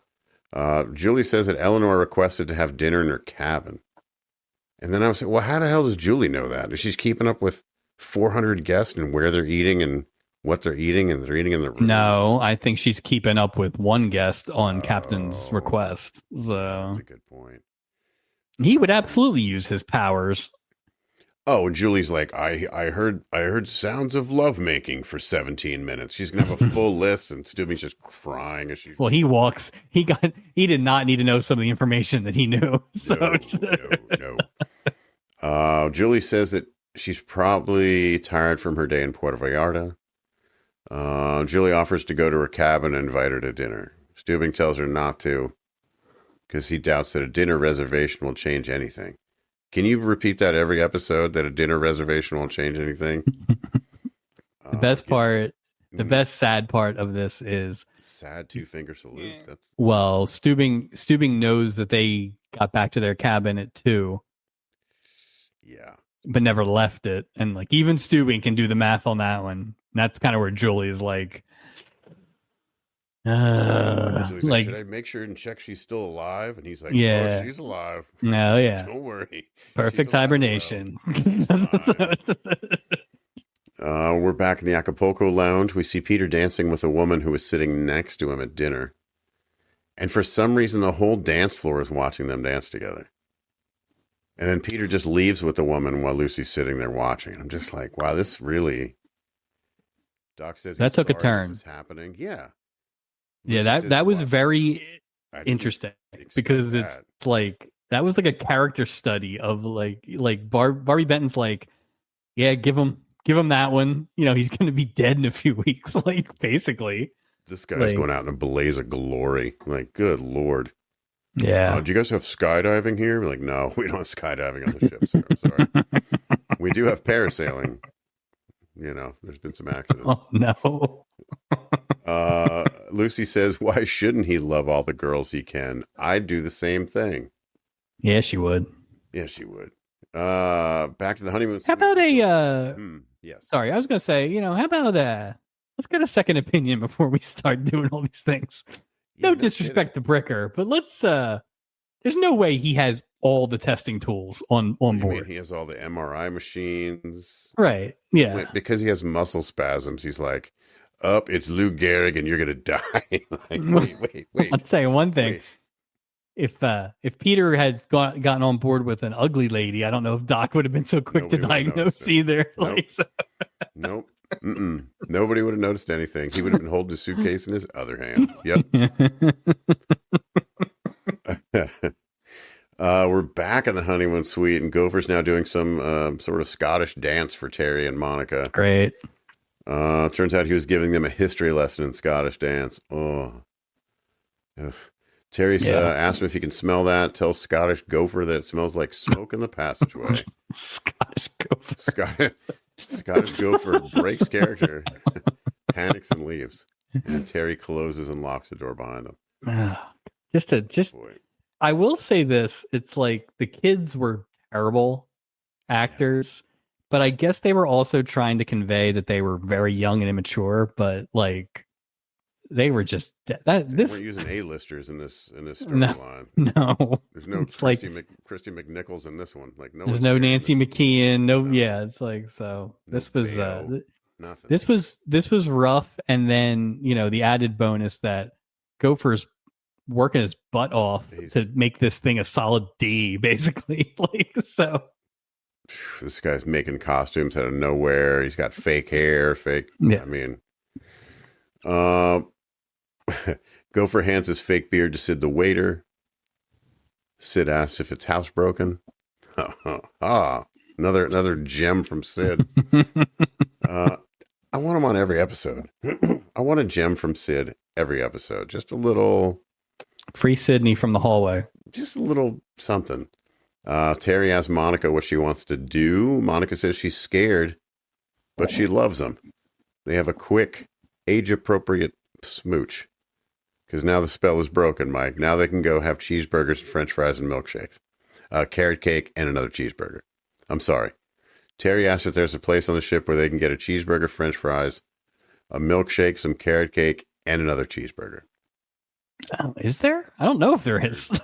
How many cheeseburgers have we seen? Pirate food in the Cove. I imagine it's just calamari only there. And what is well, I guess it depends on the theme of the night. Is it Americana night? Maybe you got a chance. There's just a pile of guacamole poolside. Good luck with the flies on that one. Lucy returns to her cabin, and Peter's lying on the bed in the dark. Says he's been drinking all day but can't get drunk. The whiskey ain't working anymore. Ask Lucy why she's looking at him like that. He asks her if she wants to watch him fall apart.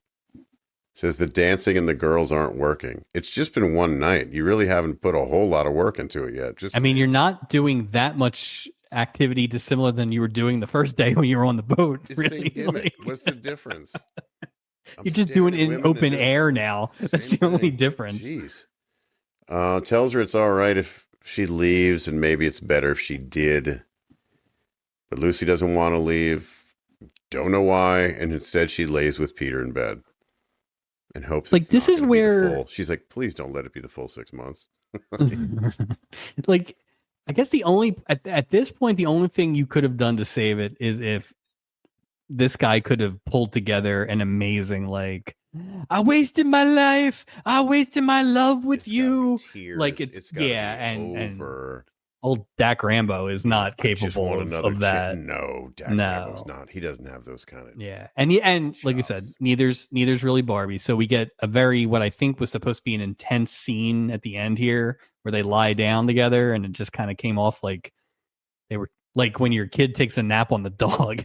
It was. Listen, there was nothing there. Yeah, it was just two people smushed together. Yeah, to fit on something. Yeah, it wasn't really. It wasn't like our boy Francis going headlong into the cot. Like, it wasn't that kind of romance. I could see that every week. I got to be honest with you. If every week a new cameo of Francis. Should I just dump it into the end? You know how we have Love Boat Project at the end of every reel? Yeah. I can just dump Francis. He can be like he can be like our sit ubu sit. Dive, Francis, dive. Oh, it's one of my favorites. Steubing's on the bridge. Why? Jumping. Eleanor enters the bridge. Eleanor says she didn't mean to disturb him. You weren't.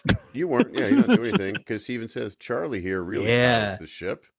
Do you think that's a reaction from last week? Like, where he was like just clearly not working. Like, everybody's just. He's tired of the fans going, what do you do? Yeah. Just like us. There must have been so many of us in 1979. Well, I also want. You're really upset there, didn't you? Yeah. So, I also wonder if it is a reaction from the Princess line after he got the calendar wrong for Julie, that maybe he shouldn't be operating the ship. So Charlie's new. So, yeah, you just do dinner, Meryl. You don't have to count. Jeez. Oh, and he says, and you can never disturb a friend. Come on, Steubing. Pull your pants up, buddy. You don't need this. Yeah, really. Like, listen, if you're in the friend zone, that's fine. Don't ever say you're in the friend zone. No. Like, it's come on. Identify it. They walk to the window of the bridge. Eleanor's upset, says she's a dope because she picked another loser. Steubing tells her not to blame herself. Sometimes timing isn't right. Ugh. Eleanor says, you're so good to me. I hurt you and you're good to me. Why? Because I'm an idiot. Instead of saying that, he goes, because I love you. Dude. The worst. Eleanor says, oh, Meryl, but not like in an oh, Meryl, like fancy movie. Like, oh, yeah, I'm flattered. They smooch, which is a weird smooch. She asks if there's a chance that they could start all over again. Like, maybe I could find a way to love him like he's a man. You know what I mean? I don't know. With the shorts, well, they pop, they pop the top now. She's ready to go. Yeah, she's ready to go now. That's true.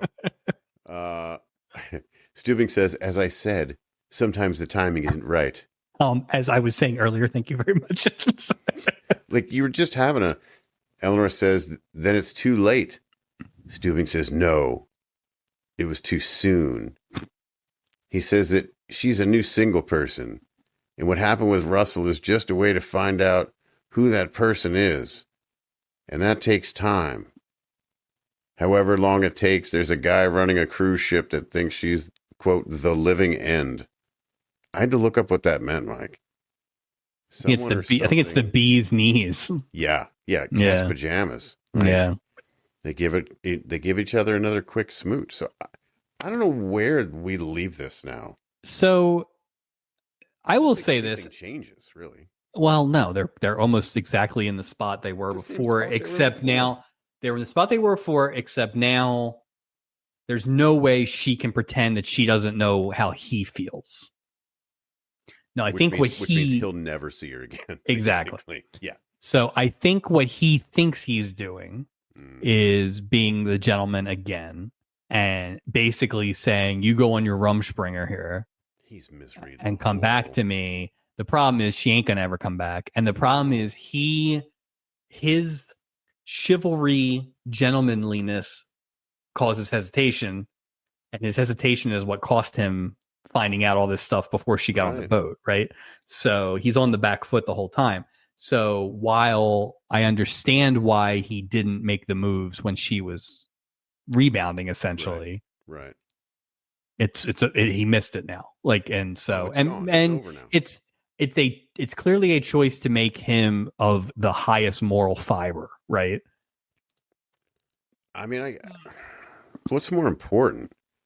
I'm not saying a lower moral fiber, but I I think agree, he could have because been if the you think same about how he world felt, without. and Yeah, he felt the way he felt, and I think his move should have been, even with his moral compass or whatever. I yeah. think you get in there and see how it goes, and you're not doing anything wrong, and she's not really jilted on the rebound. I mean, like, No. and who knows? Maybe you worm your way in there, Stoops.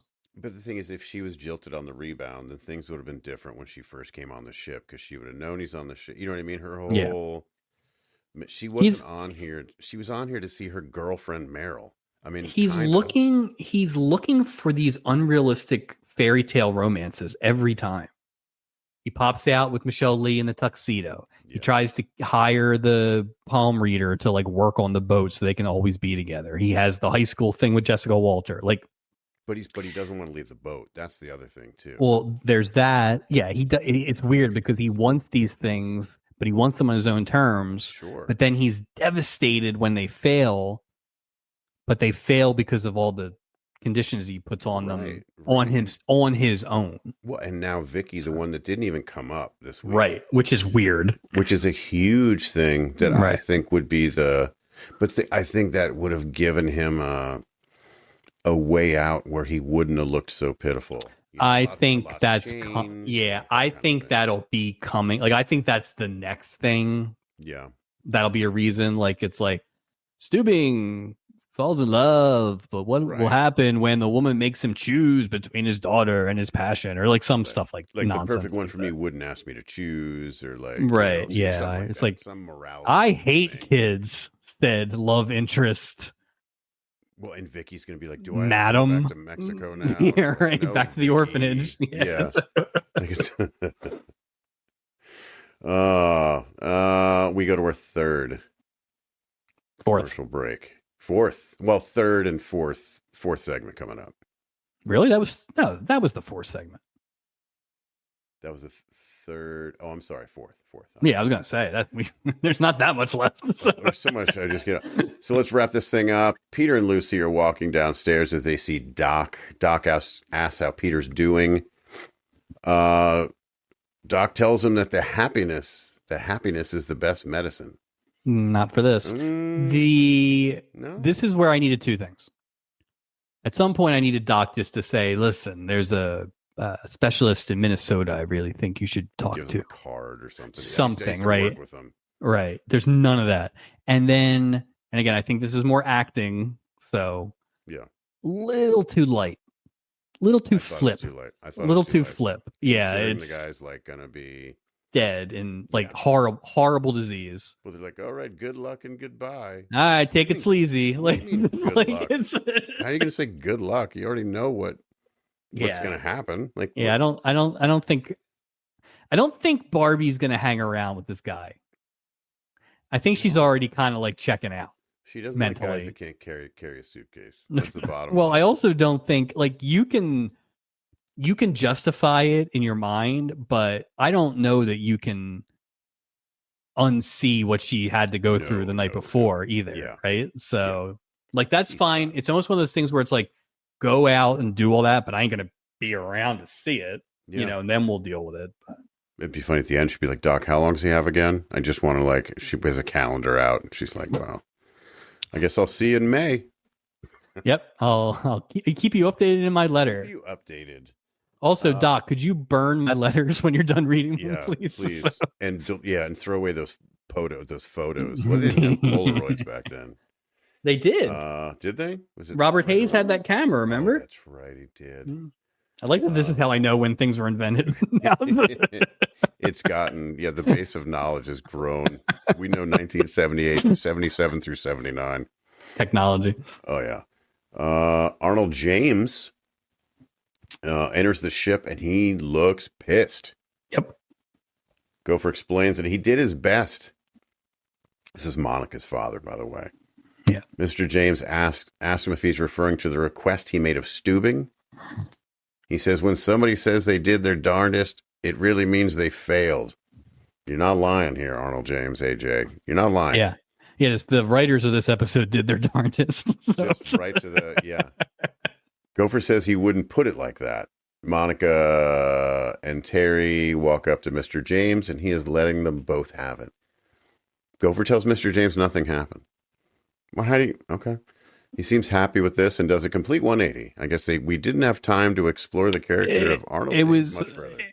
It was all too fast. Like, everything was too fast. Everything was cool. Like, I just needed, like, another minute to flesh everything out. It was just like he's yelling at Gopher, then everything's fine, and then...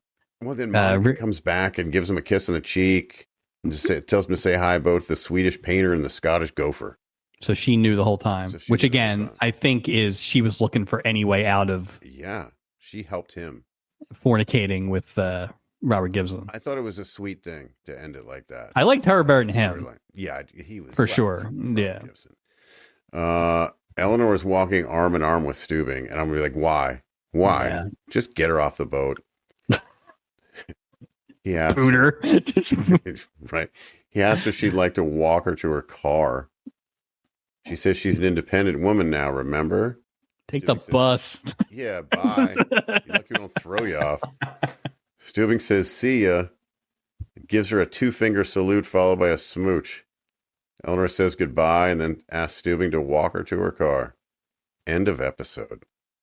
So what are we supposed to think with that? Like, you think that they... Same old bullshit, Mike. Yeah. It's not. It's the same old. I don't think you can get out of that. I don't think Steubing will get out of that mold in this particular. I think that's the storyline over. He's walking her to the car. She's gone. We'll never see her again. Yeah, I agree. And I don't know that. I do think they have really kind of nailed down him in the romantic sense, though. Like the early days of like him in this kissing bandit making moves and stuff, I think those are over. I think we are like, oh yeah, I agree. We are like serious Steubing, gentleman Steubing, only in certain ways Steubing, and a little bit of girldom Steubing. Like PG Steubing is what's going to happen now. He's going to be family friendly. Nothing. And listen, we thought it. We didn't know any better because it was the first episode we ever saw. But Stacey Steubing, Scarsdale, did a number on Meryl Steubing because between her and Stubby, he is not right. He could use some therapy when it comes to all this, I think. Well, I mean, we've seen a shirtless Bricker sharing PJs. When will we see a shirtless Steubing sharing one set of pajamas with a... Oh, God. Season 8. Like, no. Happened. It's happened with Isaac. It's happened with Julie. It's happened with Doc. Well, we kind of mentioned it a couple weeks ago. The crew themselves have not had as many love interests this season, whether that's intentional or not. Well, look at Isaac. Isaac's been dry for a while. Anything to do, man. It really. Yeah. All right. Totals and a recap. Best episode so far was the 2-parter with the Cowboys cheerleaders and all the goodness that came with that. Worst episode 2, which was the Gentleman's Gentleman, and the Stages of Love, and speaking of Steubing, the sock hop when he had the crush with the counselor. This is hard because I feel like it's the difference between a very unmemorable bad episode and a very memorable bad episode. Like this was more enjoyable to watch than that episode 2 was. I think so. I think episode 2 is still the worst, but this was... I mean, this wasn't far from it. No, and this is really like where the performances of the crew, for the most part, were what was saving it. Yeah, so not a lot on the bone on this one. It's not a fan. No, and I would say this too. Worst, or how we would figure this out. Worst guests, like as a whole, in terms of like the acting from the guests, maybe the worst. Like no one was good. Like who was the best? Because Eleanor was not good. I guess Russell was the best. Honestly, the stockbroker. I guess, or Peter Welch. He stunk. He stunk. I mean, I really think. As far as just purely acting. Yeah, I'm saying straight up acting. The best 3 actors in this episode were the 3 crew people. Like that's easily. Yeah, There's not. That's not even close. Yeah. No. Absolutely. So. So an interesting way to get there, but there will be some storylines that might get consideration for worst of the season from this one. Be all three, yeah. And I'll tell you, if it wasn't for Barbie Benton, we'd probably really hate this episode. If it was anybody else or a newcomer or whatever, we would have just torched it. But Barbie Benton, because of who she is, she saved I think she saved that storyline and maybe the episode. Captain of the Week. To the point we just discussed, I can't pick a guest as the Captain of the Week. No. I'm going to go Bricker because you had you had Bricker and you had Doc sort of in the same episode. Yeah. But again, I'm scraping the bottom of the barrel here. It's Bricker. Yeah. Yeah. It's Bricker, the silence and all that kind of stuff and all that. And a little bit for Fred Grandy, a hat tip there, like ridiculous, but he's working. That's just classic. Like go do your thing. And the Steubing performance got you the emotional notes they wanted you to hit. Yeah. Right. So I thought he was pretty good too. But yeah, it was definitely a crew star and not guests. So I didn't want to feel pity. I don't want to be in a position where we like, or I feel pity for the captain of the ship. Yeah. Like I don't like that because I honestly think I feel like it undercuts the authority portion of him being the captain. Everyone has like issues and everyone's, no one's, stainless steel or whatever. I just think that, man, they've really undercut. Yeah. And I bet you Vicky was not on this because of the way they undercut him. There's no way. I agree. The only way they could have done it was save it where it was like because it's a short cruise, she's on a trip with school or something like that. It's very season 2 Steubing, the way that they treated him here. So, but I will say, like I said earlier, it at least does jive with the character. It does. It's a painful piece of it, and I think you can only go to it once or twice a season. I agree. Because it's a lot, and to your point, like eventually he's gonna find. I think he gets married at some point, but like you can't beat him down. Like every romantic thing ends badly with him. Everyone else, for the most, even Julie, like leaves some kind of open ended. Was this so we root for him so that when it does happen, it's like that? Yeah, but I mean that's a long but it's a long build. Like you got to give him like just a normal one. Give him a win, just a win. But the problem is now, to your point, he's got Vicky involved, so it's going to be like he's probably looking for even more. He's not going to look for a fling. And even this, right? If he would just stop going, I'm looking for, just Yeah, if you're trying to hit a home run, you're not going to. Every time. Yeah. So all right. Walk the plank, worst of the week. Peter Welch by far. Yeah. Worst because he's a villain. Not my favorite villain of the year. I could see him getting a nomination. Yeah, I guess he is a villain. Yeah, you're right. I never really thought about it like that, but he is, yeah. Because who's to say he changes after they get off the boat? I mean, even if he doesn't, it's just like like I said, one scene to give him some value would have helped. They gave him none. They set this up from like 2 minutes in. And like I said, it's just weird because what am I supposed to feel then? Right? Like that's why I think the savior of the story would have been if she got sick. Yeah. I mean, it would have made sense just to flip it because then it's like, what does that do? And plus, you can beat expiration date on his behavior, right? I don't even know. And plus, then Peter Welsh can be the heel the whole time, right? But maybe have a redemption of a heel. I saw the light in this, and he asked to marry her on the thing, and blah blah blah blah. Yep. Stupid marry. You could have gone crazy with this. Yep. But I'm going to give a hat tip to Eleanor just because it's like, I didn't think it was a very good second character. It's hard to compare with the first one. That was a much different story and everything, but the context was different. Yeah, but it just like she was just like so obtuse with getting it with Steubing that like, and then So offended at this a guy too. right, What? yeah, it's just like I get it, but like they needed her to be a little more grounded in some sort of reality, like Right, and is she seeking that perfect medium between the chief of police at Hill Street Blues and Steubing? right, Is she looking for something in the middle? 'Cause right. I don't know if Steubing can do that. And I guess I also needed something maybe to explain away the fact that she's not picking up what Steubing's putting down, so, but communication, Mike, it's very important. That's what I've been saying. That's the lesson. That's the lesson here tonight. And no one's half the battle. That's totals and a recap for this week. Plugs, hitting season Patreon, absolutely hammered. Mike, it's playoff time. I know it is. We just we're on the morning of game 2 of the NLDS. I'm very excited about this. And this is the Phillies podcast you need. So grab your bat, your cap, and your Phillies pride. Crack open a beer and enjoy a weekly Phillies happy hour with Chris Jones, Justin Clue, and our very own Mike Robertson. Check out Absolutely Hammered on the Hitting Season Patreon.